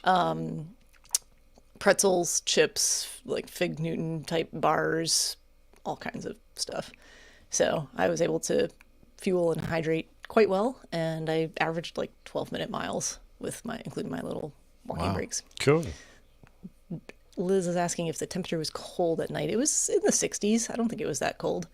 It was the high that day was upper 70s, like when we were out on the bike course, and then it cooled down into the probably mid 60s Fahrenheit. And then my marathon was like 5 hours and 22 minutes, which was actually a lot better than I had budgeted for. I planned on like a 6-hour marathon, again, just with the goal of finishing things. And total time was, now I can't remember what my total time was, 15 hours, 49 minutes or something like that. It says up there, 15:49:06. Wow.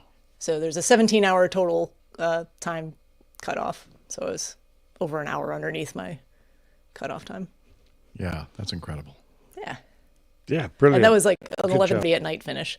It was very late. The next day I was fine. This was almost easier to recover from than like a marathon that would actually be racing, because I was out there for a long time, but it was all just kind of at a steady, even measured pace. There's a good question from our live audience from Aislebox. Is why do you keep doing this to yourself, Steph? And then, and then of That course, is his a good next question. Well, I'll let you do it then. He says, "We're here to help." Oh, thank you. I appreciate that. I was talking to a good friend of mine last night, she was my encore support down there, known her since childhood. She's done a couple of half Ironmans, and we were like, why do we do these endurance events? And neither one of us has a great answer other than we actually think we enjoy it. It's fun. It's exciting.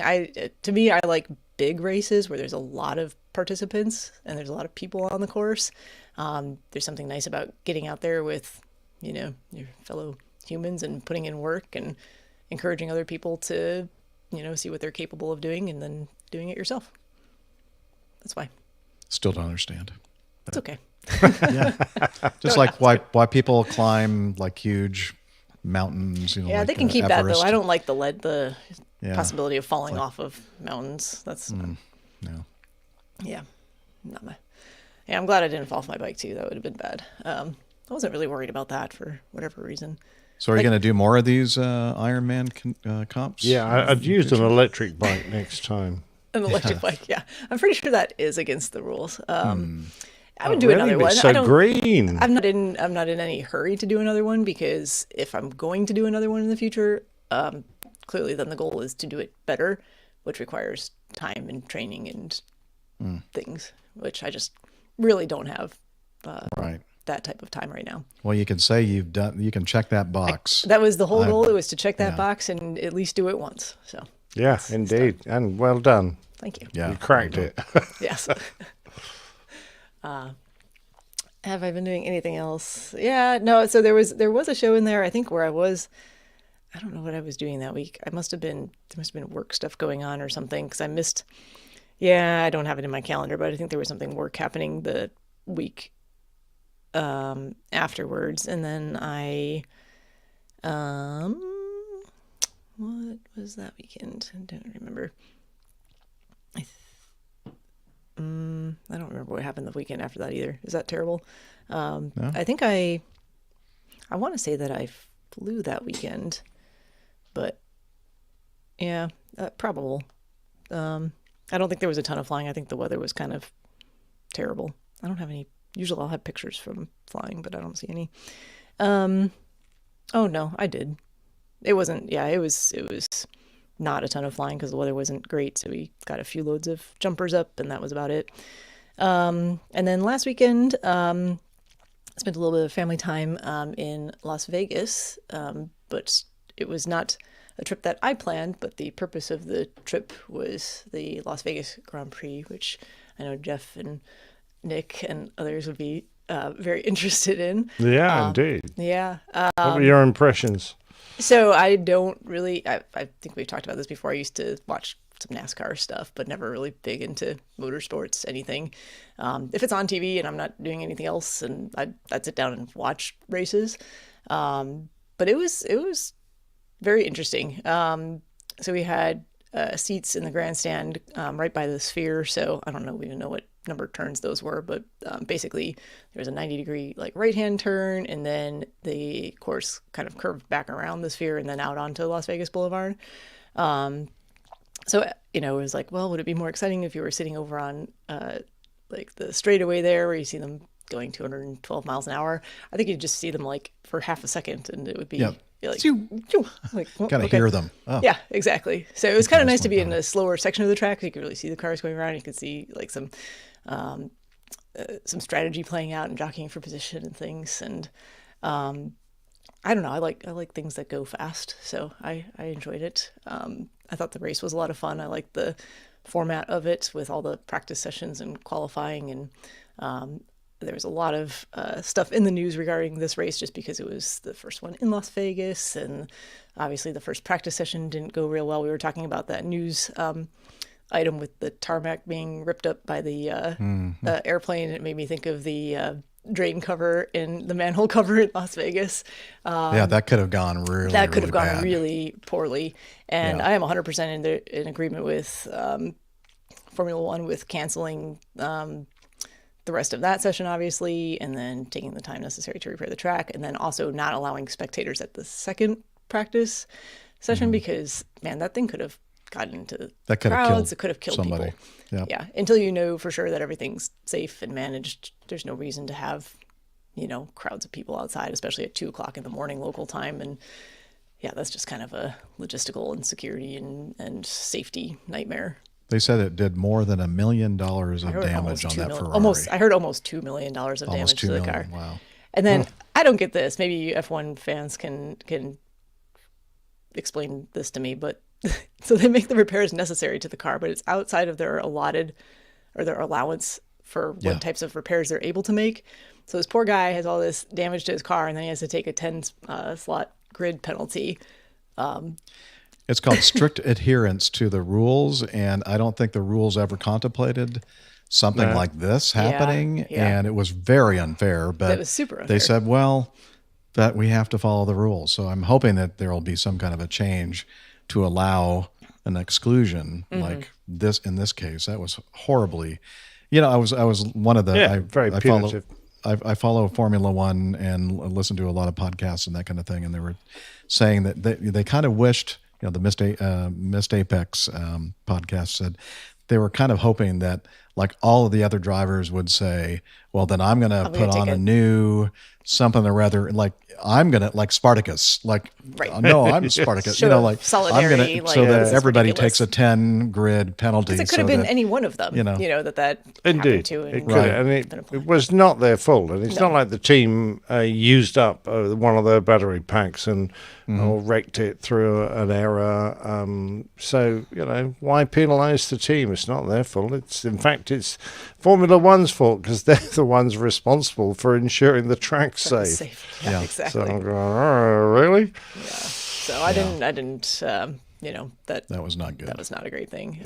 Yeah, so it did not start off very well. Didn't start off well, but then the next night. Yeah. So the next night was practice 3 and qualifying, and I enjoyed watching qualifying, especially. It's fun to see the times evolve and the track evolve, and the drivers kind of figure out the course a little better.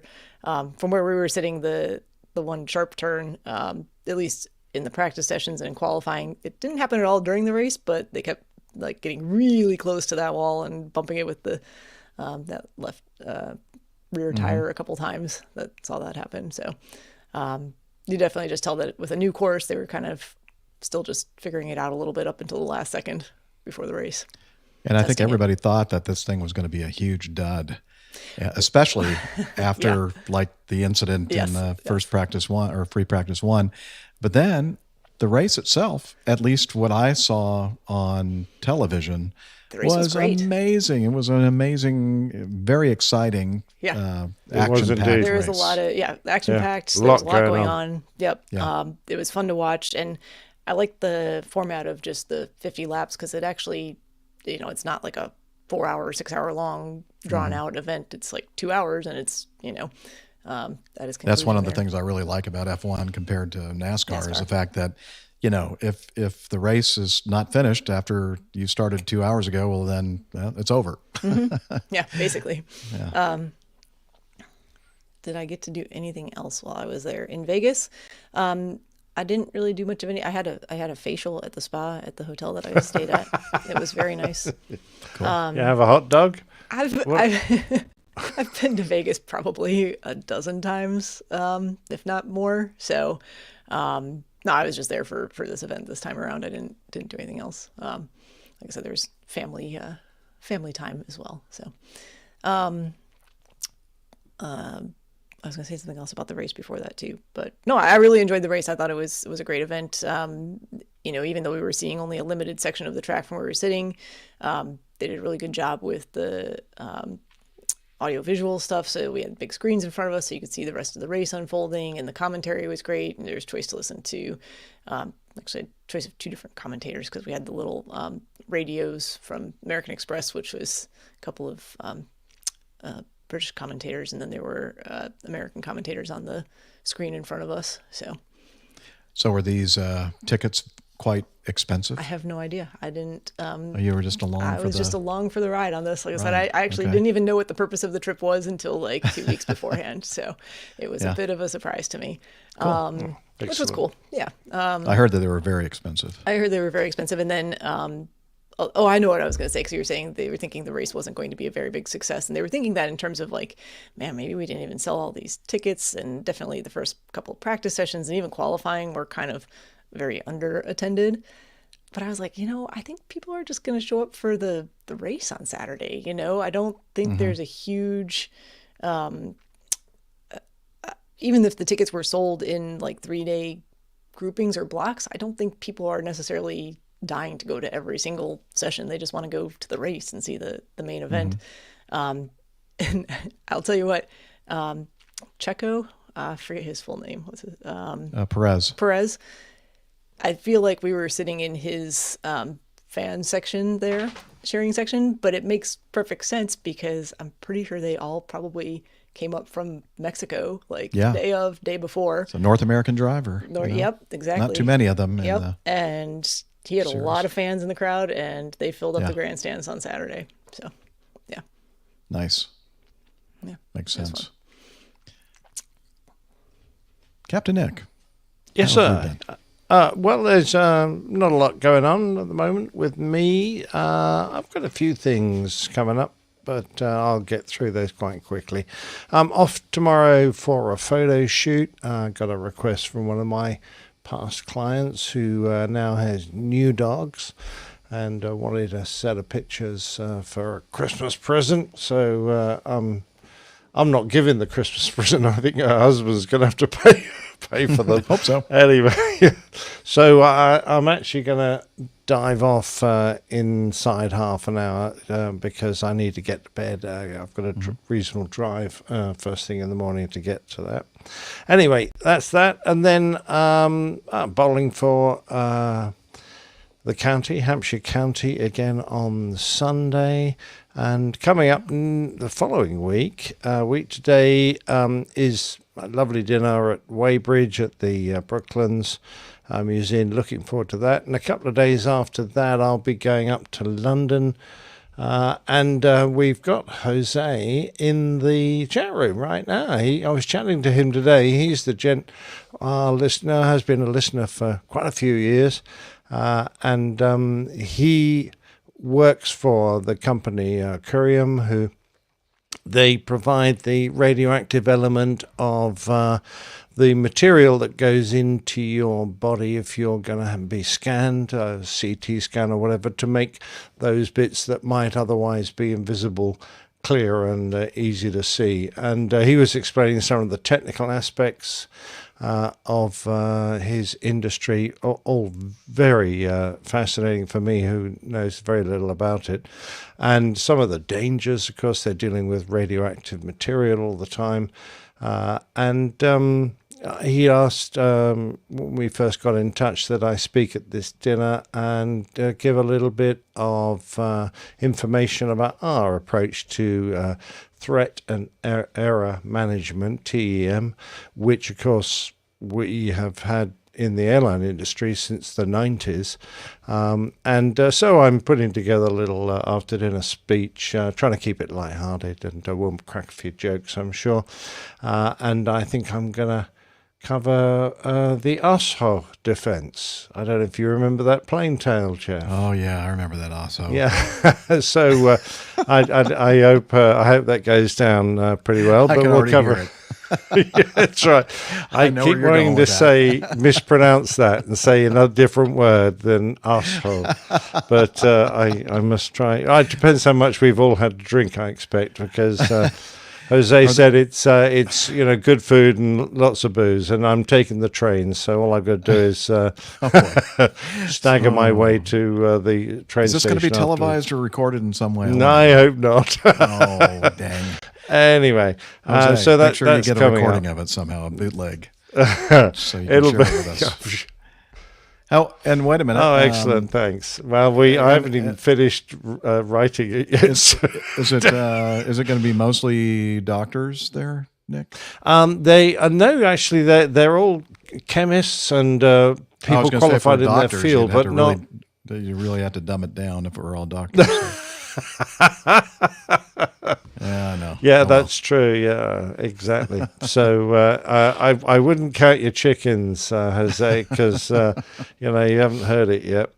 So that's coming up next week. That'll be very nice. And then I've got a Christmas dinner dance for a charity that Julie and I go to the day after. So that's quite a busy week next week when it comes to entertaining. And I've also got a Wiesler on my lap now. Here she is. She's getting bored and wants. Yes, come on, you. So, what slide?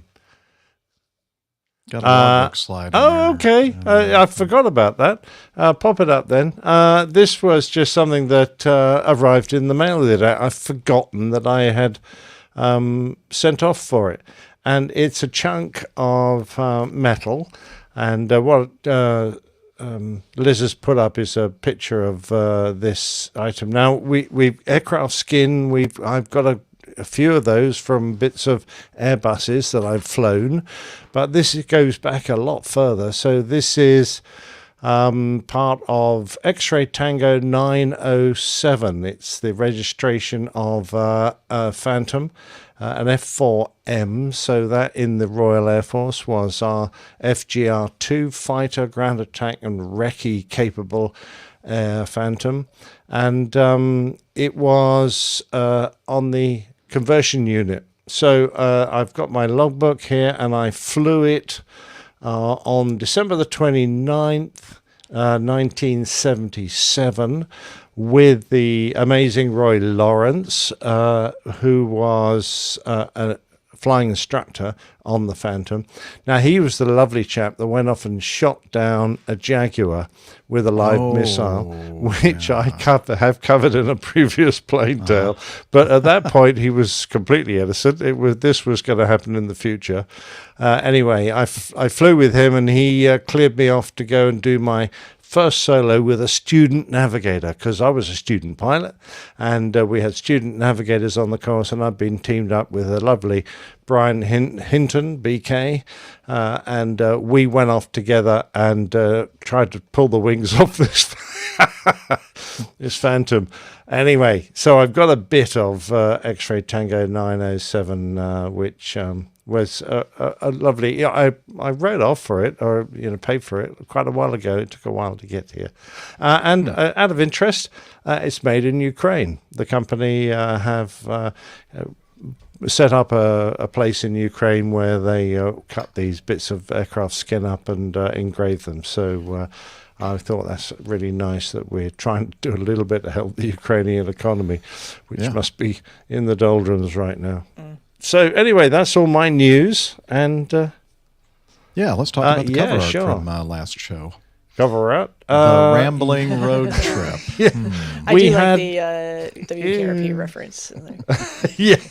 Yes, indeed. We had a lot of suggestions, and I tried to squeeze a number of them in. So Steph has mentioned WKRP apparently was a radio station. Was it a fictitious story? It was a TV television program. There you go. And it the was story a comedy of program. I'm guessing. Turkey drop. The turkey drop. I'll send you the clip of the turkey drop. I think I've seen it, actually, and I've certainly here. I've heard the commentator. He gets so distressed because this helicopter is throwing live turkeys out of the back of the helicopter, and they're being stripped of their feathers, I think, on the way down. And by the time they hit the car park where they're all standing watching it or whatever, it's a naked bird. Anyway, you'll see this in the cover art. I've done an attempt at representing this, including a fully cooked turkey. Yeah, I don't know how they got cooked on the way down, but must be going very fast. Friction. Exactly. I managed to put in Jeff's glasses, and if you look closely at those, you'll probably find the show number, and that's his diary of his road trip. So we had a few words came up, like diction. I did not use that word. And the second thrunging. And someone came up with the suggested total: planes are easy, words are hard. Jeff had consumed a bottle and a half of wine on the last show. No, it was not quite that much. And probably he was slurring his words. I have a few problems. I was not slurring. Actually, when I was editing, I was very, very impressed that I wasn't slurring my words, but I was not thinking too clearly. That's fair enough. Okay, I will retract. But I was not that slurring. comment, I thought I'm and a very of course, effective drunk. Yes, a fully functioning alcoholic. Fully functioning alcoholic. Thank you. I've stopped. By the way, after that day, I have not had anything to drink. Oh, well, it's very sensible. Yeah. That week off will do a lot of good, I'm sure. Yeah, and of course, on his road trip, he nearly went round a corner and ploughed into a lorry that had fallen over. I love that. And so we've got the aftermath of the lorry crash on this image. It actually is a very pretty image if it hadn't been for all the things I stuck on it. Yeah. Anyway, that's the artwork. That's all from me. A lot of great references to a lot of the aspects of the last episode, which was quite interesting. Yeah, you well, need to leave us? wouldn't mind taking this opportunity to disappear Okay. because if that's okay, because Yeah, I need to please get do. my head Please down. do. We're just going to go Brilliant. for a little bit longer. So, Yeah, I'm not going to make it much longer, to be honest. We'll cover Okay. a couple of feedback items, and then we'll be out of here as well. Yeah. Give these Right. people a break. Well, I'll wish you all well and catch you next week. Thanks. All right, Cheers. take care. Good night. And yeah, I mean, you know, honestly, this is going to be nice and easy because I really have not done much except edit the last show and do my typical thing at my church and back in full force. And Well, if you ever yeah. need some endurance sports events to participate in, I can sign you up. no, I'd be happy I to have help. no desire whatsoever to do anything like that ever in my life. Yeah, that's my endurance This is is 3 the hours of endurance APG, and it's going to be less than that today. Yeah, so that's it. So just to make sure that everybody is up to speed, I am now in my first week of my 5 weeks of vacation leading up to my my retirement date, which is my birthday, which is the day after Christmas. And so, I'm never going to fly another air transport aircraft again in my life. Well, I don't think I will, unless something unusual happens. But it was an awesome career, and I hope to celebrate it with all my friends sometime next year. We'll think of something, maybe have some kind of a party somewhere, and celebrate that. And it's the retirement so far has been very, very nice. I'm going to really adapt to it very, very quickly. Mm-hmm. And my motor home, my future house on wheels. Again, no update on that. It's still looking like sometime latter part of May to get delivery on that. So that's it. Sorry, you got lots of time for planning for where you're going to go and what you're going to do and see and visit. And now's probably the time to start planning all that stuff. I don't want to, but I don't want to plan. I'm not a planner. I'm not a planner at all. I don't want to plan. Okay. I don't know what I'm going to do. I don't know where I'm going to go. I'm going to be more of a just and what would they call it? Spontaneous? No, serendipitous kind of traveler. Mm-hmm. Would that be the right word? Sure. I like it. Yeah. Anyway, so we'll see. I'll keep you all along. Take you all along with me whenever that happens, and I'm looking forward to it. And am I sad about the fact that my 35 years of flying for airlines is coming to an end, or is basically at an end? No, I'm very happy. It was a great career, and I enjoyed not every minute of it, but most of the minutes. And it was a great accomplishment, and I'm happy to be finished with it and starting out on my the new chapter of my life. So excellent. They're actually I'm using my electronic flight bag, my EFB, my iPad right now, and sadly, I don't think it's going to be one of those kind of things where I can just give them $100 or $200 and keep it. I think I have to turn it back in because they're not retiring these things yet because they're still good. So they'd like to. I've been shopping around thinking, okay, do I want to have another screen like this? Maybe I need to buy my own little iPad in addition. My ID and that sort of thing. Have to turn all that in. Other than the battery would get to keep. Yay. Oh. So it's just the iPad and I think my ID, I think, are really the only items that I have to return. A digital nomad, exactly. He knows the lingo. You're absolutely right. I haul boxes. I'm going to be a digital nomad. And a whole bunch of other terms crop up, but I don't think they were appropriate. So. No, I'm sure I'll be all those too. Okay, fair enough. Yeah. Okay. Yeah. Well, we'll not. Yeah. Okay. Let's do it. Coffee fund. That's me. I have to hit the button that says coffee fund. Okay, here we go. Dun, dun, bum, bum. Johnny, how much more coffee? No thanks. I'll take some. I love coffee. I love tea. I love the APG community.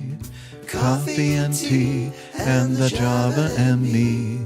A cup, a cup, a cup, a cup, a cup. Oh, yeah. You know, I didn't worry about how I sounded singing on the show for the longest time until my choir director told me that she's starting to listen to the show. And now I'm thinking, oh, I hope I'm saying the words right and using the right vowels and consonants and breathing right. And so I'm sure I'm not, but now I'm actually thinking about it, which is not a good thing. Coffee Fund. The whole point of this is your way to support our show financially if you have the financial resources to do that. A couple different ways to do it. One is the Coffee Fund Classic Method, and that's basically a PayPal donation page that we have set up. And nobody took advantage of that since our last episode. But the other way to support us is to become patrons of the show via patreon.com. And we have 2 new producers. Yay. Jim was here with us in the chat room. Maybe he's still here. I don't know. Raise your hand, Jim. Jim Fulton and Owen F. I just noticed this morning that I got a notification that Owen has joined the Coffee Fund cadre. So welcome, and thank you very much for your support, Jim and Owen. And hey, if you, dear listener, feel like you want to give some value for the value that we give you, please head over to airlinepilotguy.com/coffee, and you'll be glad you did, and we will too.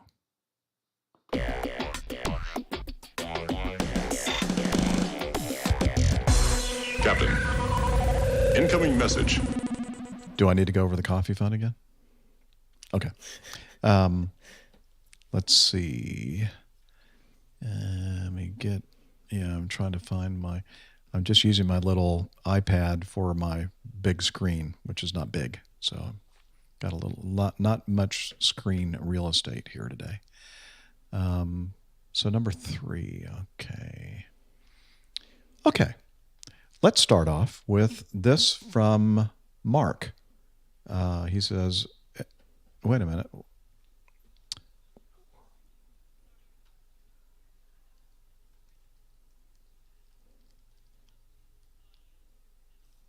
I was wondering about that as I was starting this. I'm thinking, well, why? I was like, I don't know why this one? one's specific to me, but I mean, it's like tangentially, but okay.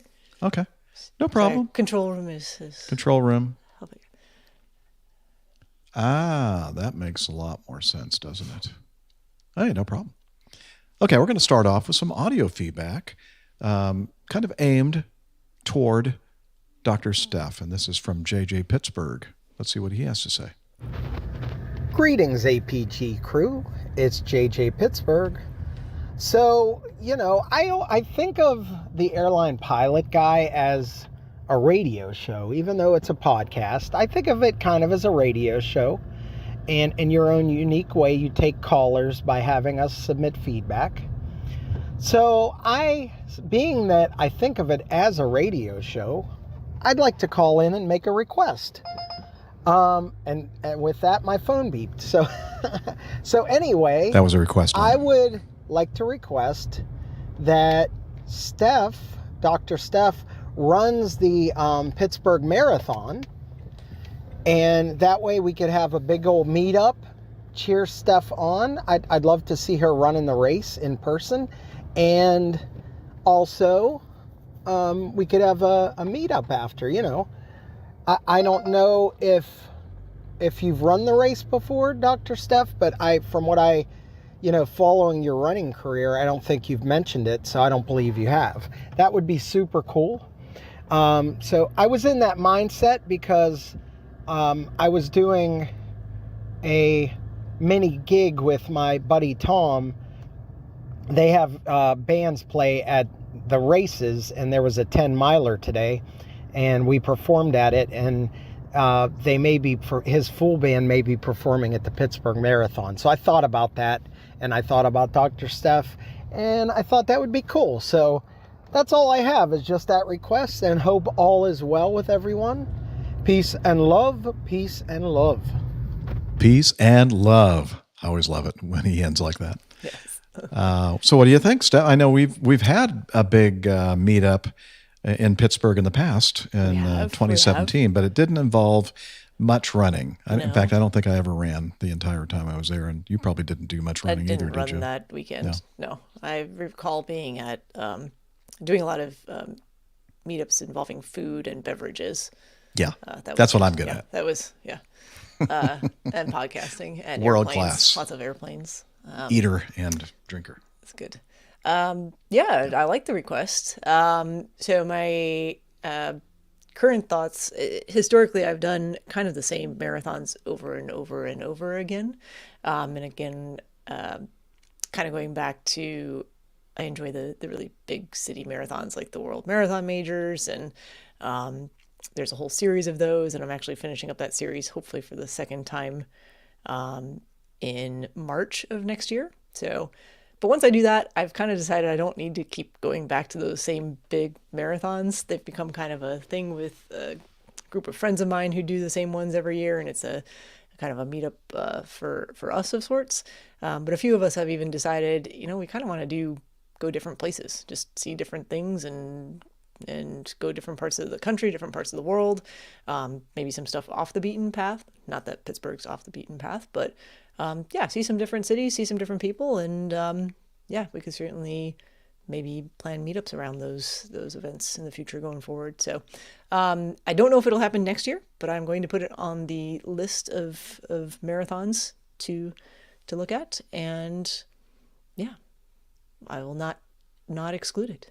Well, speaking of marathons and off the beaten track, we have some more audio feedback. By the way, thank you, JJ, for sending that in, and I'm glad we got a chance to play it while Steph's here.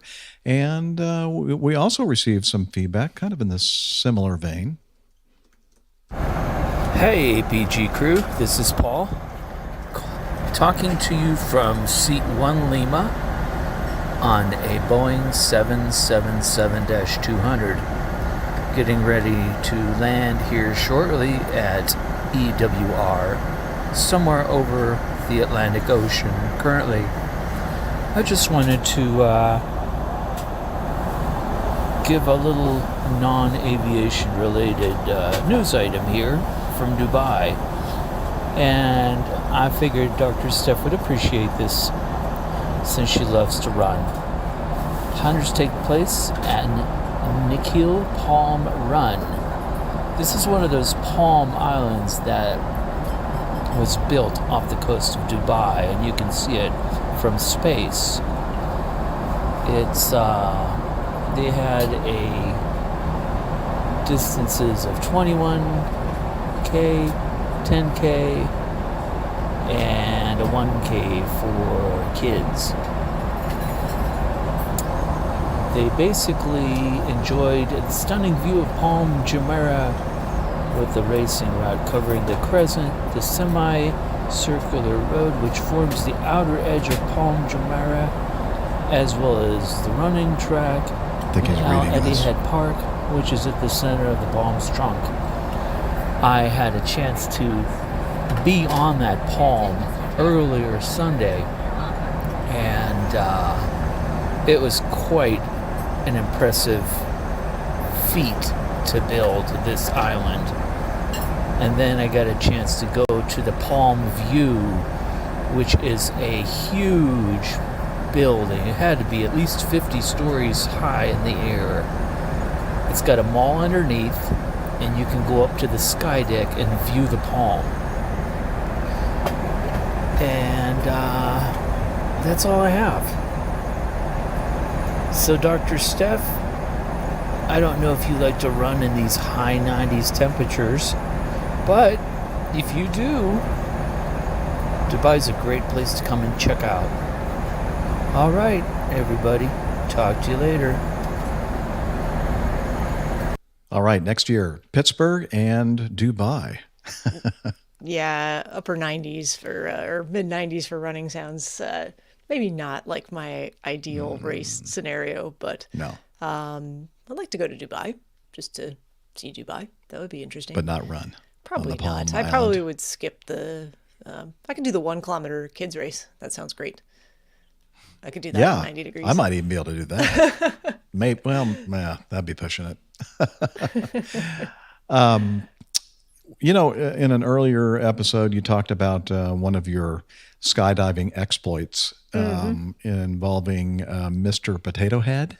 Oh, sure. And Paul sent in just another little short piece of audio feedback from Paul.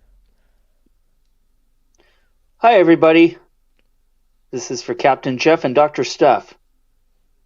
This is something different I'd like to try, called Paul's Crazy Thoughts.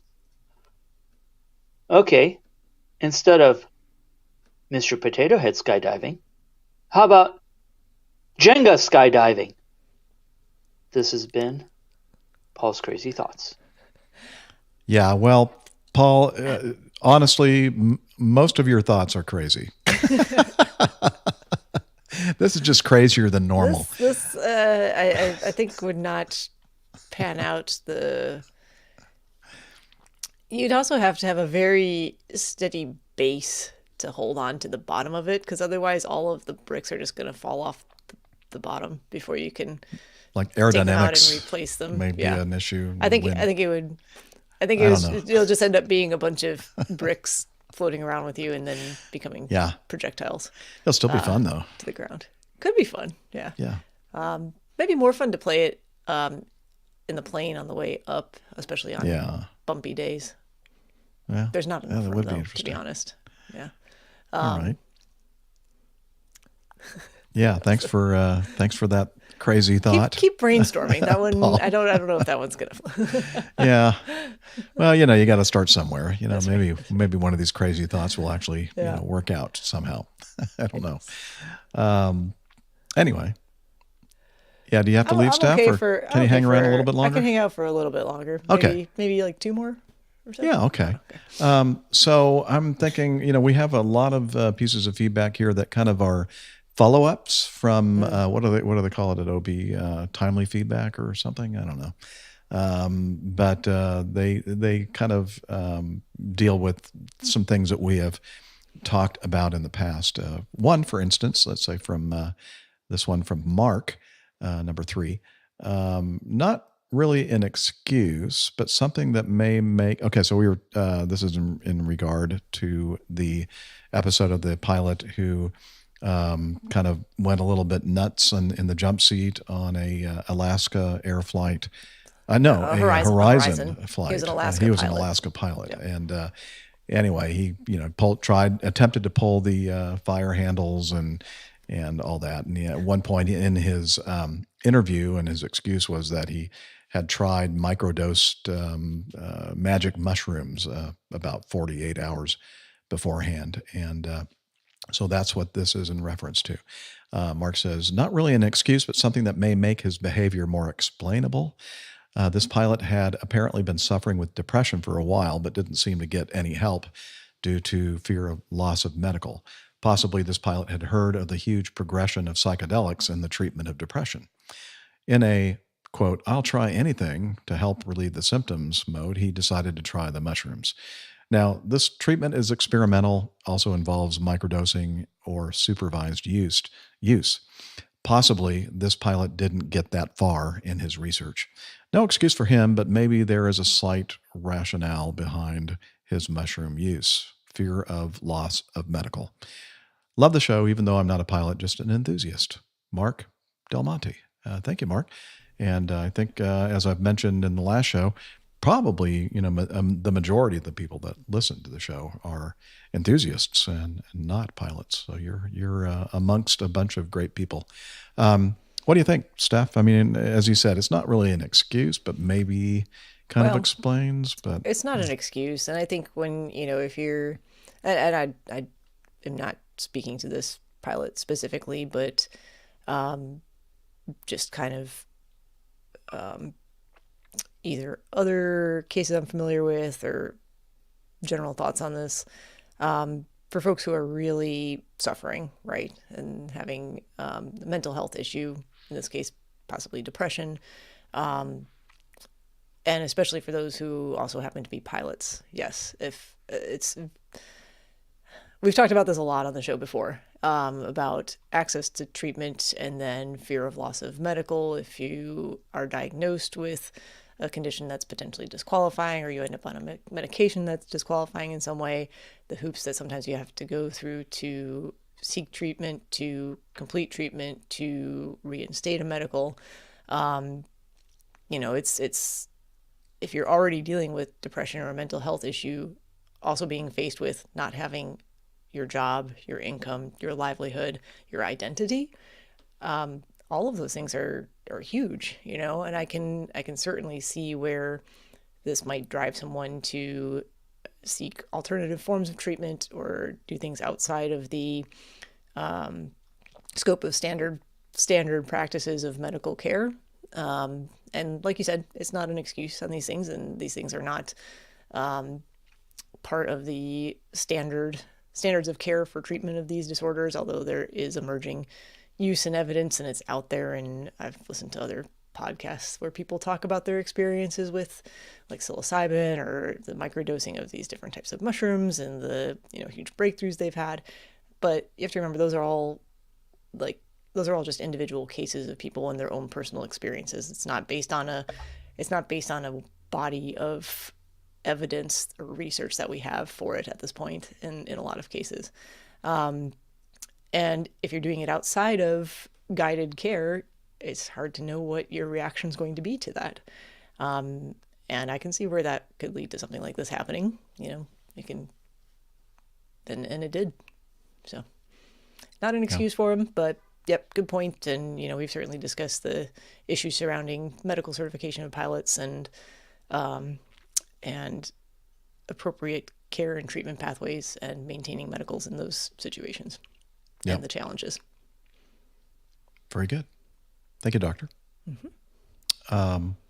Let's, at least Kyle, maybe another. Let's see. So we'll try to go through these as quickly as we can. Kyle sent in additional information regarding the damage to the aircraft windows from lights. You'll recall the Titan Airlines, charter airline, I believe, in the UK, and they did some kind of a photo shoot with the lights, and the lights ended up melting some of the seals around the windows on the left and right side of the aircraft. Mostly the left side. They actually lost 2 window panes and were about to lose a third. Anyway, he, I guess this is from him or somebody messaged him or somebody. It looks like it's from what, Facebook? Does this look like? I can't tell. One of the social meds. This person writes, 35 years ago, I'm not kidding, an LA gaffer made us line up Miteys, Miteys. I've never heard of a Mitey. It must be some kind of a high-powered light. Scaffolding all the way down both sides of the plane. I was not on that crew. They melted 2 windows. Gaffer didn't show up for work. Oh, the gaffer didn't show up for work that next day. Best boy became the gaffer. They called me in to be the best boy. Plane was out of service for days. 35 years later, it happens. Delta will not allow you to point a hot light at a plane. That's been the case for years, only LED. This person must know something about Delta Airlines and their policies regarding this kind of thing.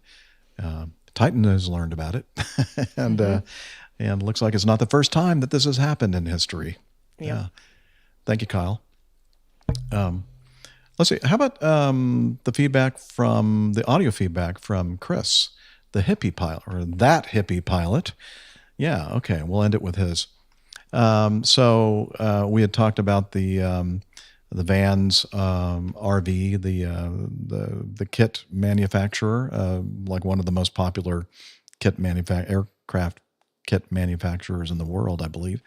And he writes us and says, "Hey crew, I'm currently building a Vans RV8, and I'm among the many builders in the throes of current laser cut parts debacle. My audio feedback provides an insider's look at the situation and a small correction to the information that Nick C. shared." And then he gave us a link to all the published relevant information from Vans. And he said also, if any listeners are interested in following his build, I publish one video for every build day. My channel can be found here, and his channel name is That Hippie Pilot. We'll have a link to that in our show notes. But here's his audio feedback, and you can tell this person has done audio/audio video in the past based on his audio feedback. Hello, APG crew. Let's see, we've got soon-to-be retired captain. We've got a current captain. I know we have a doctor in the room. We've got an engineer, the skipper, Gilligan, the professor, Mary. I think that I've got all my bases covered there. My name is Chris. I am a longtime listener, a first-time feedbacker, and some form of Patreon supporter. So I really do appreciate the work that you folks do here. And then also, I guess, relevant to this feedback, I am a Vans RV8 builder, and if anybody's interested in kind of seeing how that's going right now, my YouTube channel is That Hippie Pilot. So, episode 593, Nick Camacho, I thought, did a really great job talking about Vans' recently announced financial crisis that they're going through and some of the causes for it. I did want to make a slight amendment. I think Nick said that part of this was related to laser cut skins. It's actually not the skins that are affected. It is spars and ribs and other similar sub-assemblies that have had this problem. And another question in there, Captain Nick was asking what, if any, kind of R&D Vans did on this. And these were, at the outset, these were good, viable products. When the explosion, I know you guys don't like to use that word with respect to airplanes, but when the explosion in demand for these kits occurred and everybody was kind of scrambling in the supply chain crisis, Vans hired some outside vendors to do some of these parts using a laser cut process, which is a proven process. But after some time, one or maybe more than one of the vendors decided to deviate from a very critical cut path for the rivet holes. So Vans' prescribed cut path was a so-called pretzel cut, where the laser would begin and end in the center of the rivet hole. And at some point, they started just cutting round holes, like maybe because they thought it was quicker. But that also meant that the laser was coming in contact with the edge of that hole twice and creating misshapen holes with hot spots. It has affected builders of different kits differently. I'm building an RV8.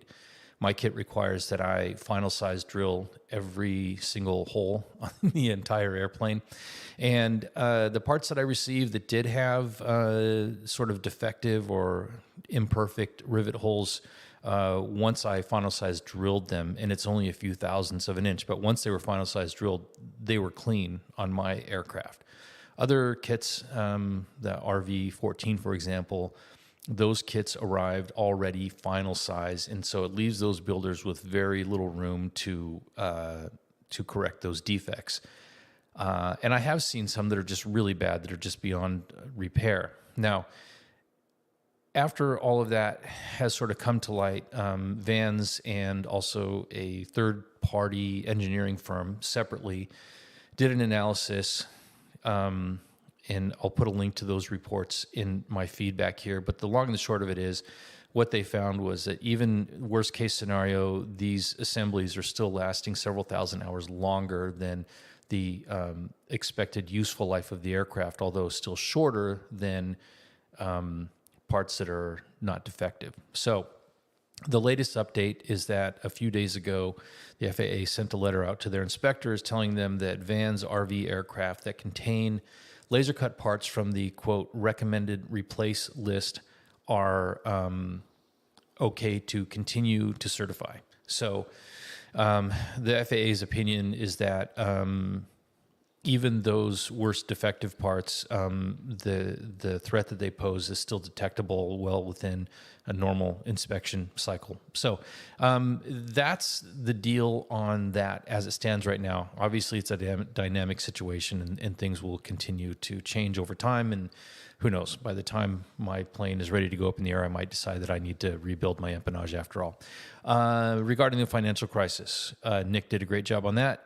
It is a cash crisis. It's not an economic crisis. Vans is still the market leader in a market with high demand, and that means that it's still a valuable asset to somebody who knows how to run it and has the deep pockets to fix their current problems. So they're not going anywhere, and I'll be here in my garage trying to build something that will either fly me upside down at 200 miles an hour or just be a really weird-looking canoe in my front yard. So thanks for all that you do, and we'll catch you on the other side.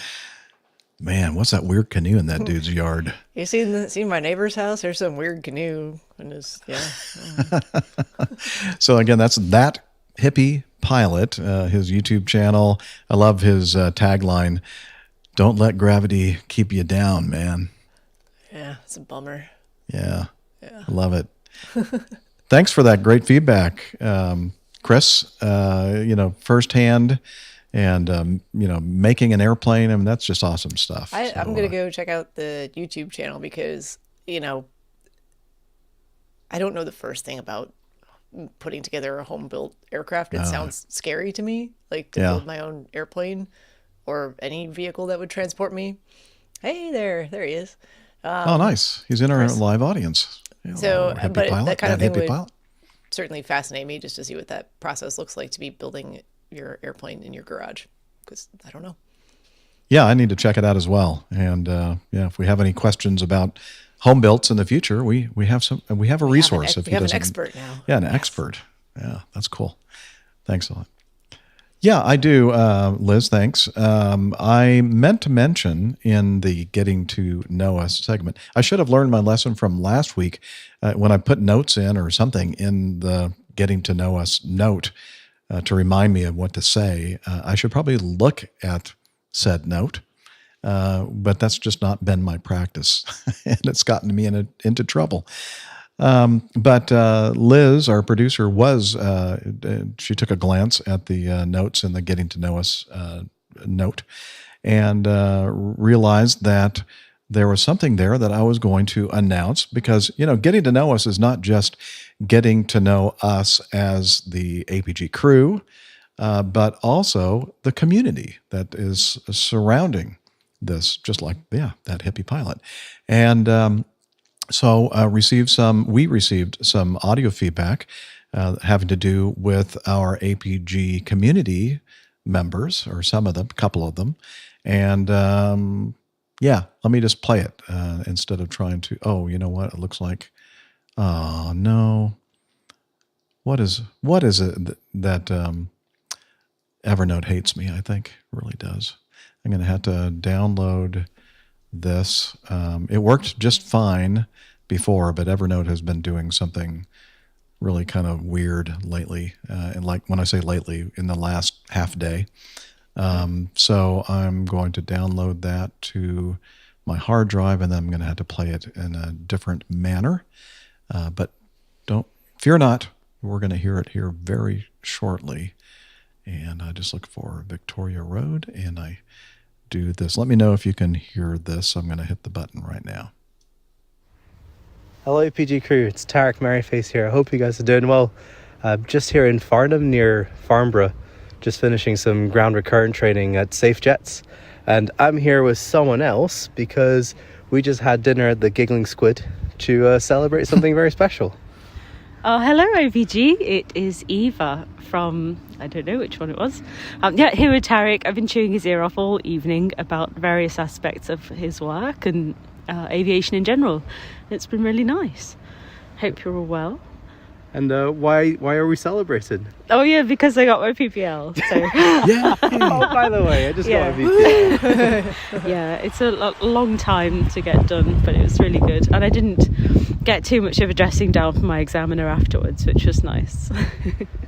She's very modest. I'm sure she did really, really well. So that's it. We just wanted to say hi to everybody and to say congratulations to Eva for passing her PPL. Woohoo! Woohoo. Take care, guys. Bye. Bye-bye. All right. Yay. Congratulations, Eva. Congratulations. Yeah. All right. And as we mentioned, I think in the last episode, because Eva was in the live audience, and she was here earlier today too. Oh, and she was here as well. Okay, today. And she was the one that was nice enough to give Captain Nick and I a ride back over to his place in Liss after Yeah, after we had our time at the Beaufort pub. She is here. So congratulations, awesome. Eva. That's Yeah, amazing. congratulations. Well done. That's awesome. Let's see. So Tarek said in his associated with his feedback here, Eva and I managed to do a mini meetup in Farnham while he was doing his ground recurrent training at Farnborough. He says, think usual CRM and safety presentations followed by doing CPR on a dummy after pointing at someone in the room and dramatically shouting, "You, call 999. Tell me what they say." Anyways, there was some excellent news to share, and it certainly was, Tarek. So congrats, Eva, on the accomplishment. That's quite a milestone. One of many, I'm sure. Mm-hmm. And all right, onward from there. Yep. Another thing that I forgot to mention in the Getting to Know Us segment, and I didn't even write this down, but I thought of it after the fact. Thanksgiving here in the U.S. is being celebrated tomorrow.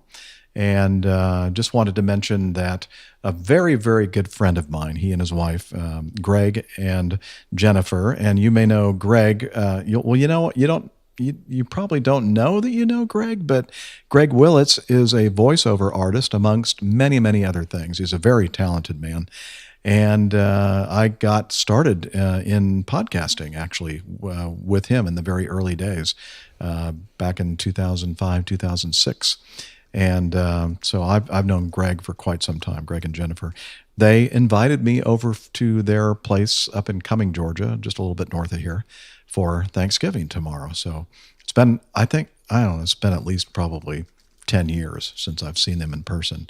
And so that's going to be a great Thanksgiving celebration. So I'm looking forward to that. And then also on the last episode, Tim Q, got us all started off with being thankful for many things, especially the people that are important in our lives. And it was a very poignant and very thoughtful piece of feedback. Thank you, Tim, for that. And since you got it started, I'd like just to mention that, we always refer to the APG crew here. And of course, it's generally understood that when I say APG crew, or we say APG crew, we're talking about the co-hosts of the show, myself, Dr. Steph, Captain Rick, Captain Nick, and Nick Camacho, and producer Liz. That's the kind of the core APG crew. But really, the APG crew encompasses many more folks that are tied into this whole endeavor. Of course, everybody hears usually on every episode, Radio Roger. He is our official APG announcer. He's also a professional broadcaster and announcer himself.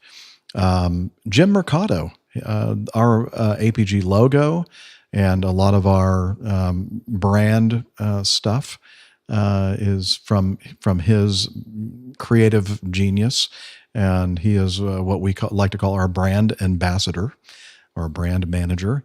So thank you, Jim. Arash Mahin, he is our webmaster and keeps the website running. So thank you, Arash. By the way, Radio Roger, he's up in New York area. Jim Mercado, he is out on the West Coast in the Bay Area. Arash is in Ontario. Not too far from Liz. He's in what is it called? Ottawa, the capital, I guess, right? National capital. Tiffany, we don't talk about her too often. We have the APG library on our website. She is our APG librarian. She's a real librarian, a legal librarian, and a teacher, a university teacher as well. Tiffany, she's awesome. And I miss seeing her. It's been a while since I've had a Buffalo layover. She's in that part of our country. And then, of course, the guy that you hear every episode who likes to hang out in bathrooms, somewhere where I am, Hillel, who is our Slack custodian, I guess you could call him. He created, and by the way, I feel bad because I hardly ever go on Slack. Actually, as I mentioned on the last episode, I hardly ever go on any of the social medias because I can't stand it, actually. I really don't. I just don't like it there.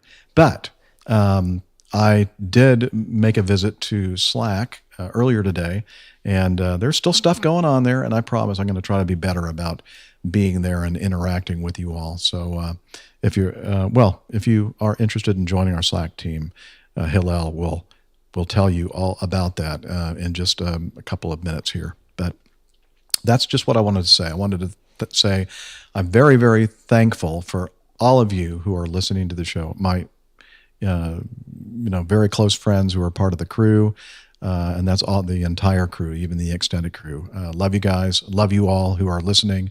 And, honestly, even if you're just a first-time listener, you're part of our crew. So I just wanted to say that. So happy Thanksgiving, everybody. Even if you don't celebrate it to where you are. All right. Ditto.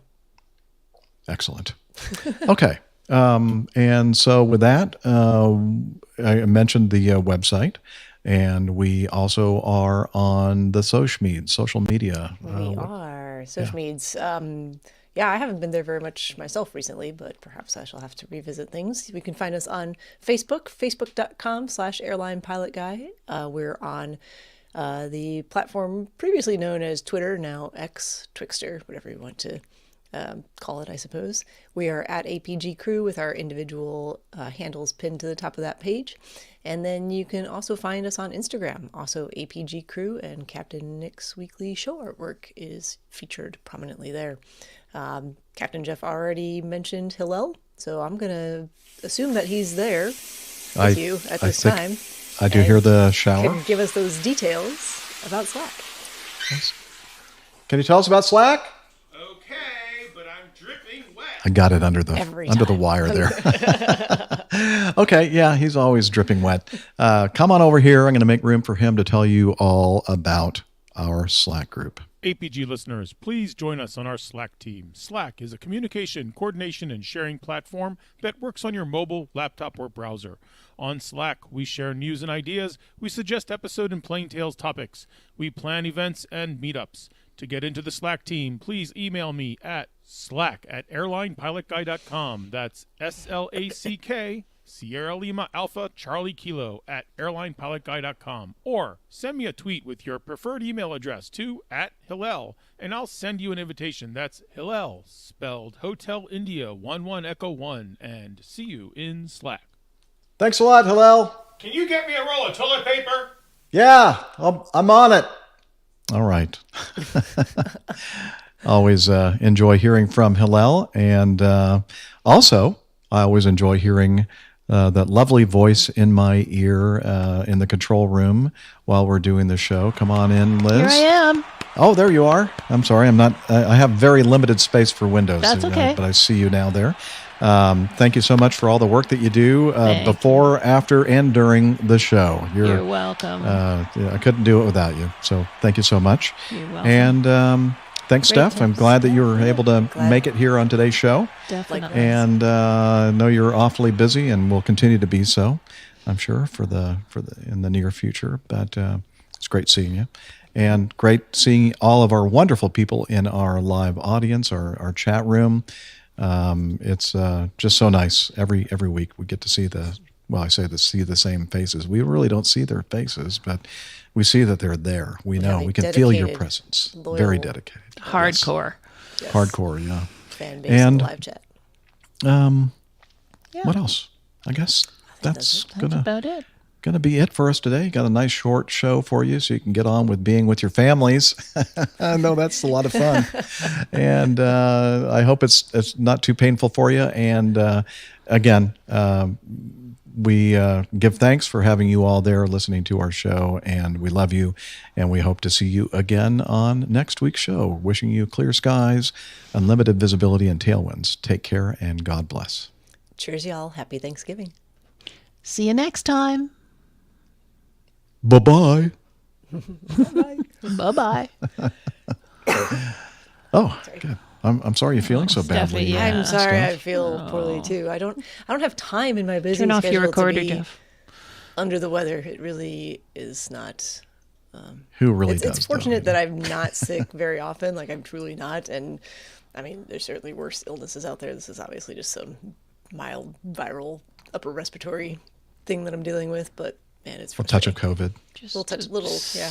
Mini COVID. Who knows? Just get a good night's sleep or two. Yeah, I'm gonna go. That'd be good. Do some early dinner here and then sleep early. Yes. Don't sign off quite yet. Okay. All right. Thanks, everybody. Have a great Thanksgiving, all you Thank you for Merkins. taking the time out on Thanksgiving Eve to hang with us on the show and meant everything I said. We love you and hope you have a great Thanksgiving celebration if you're here in the U.S. See you next time. Bye. Bye.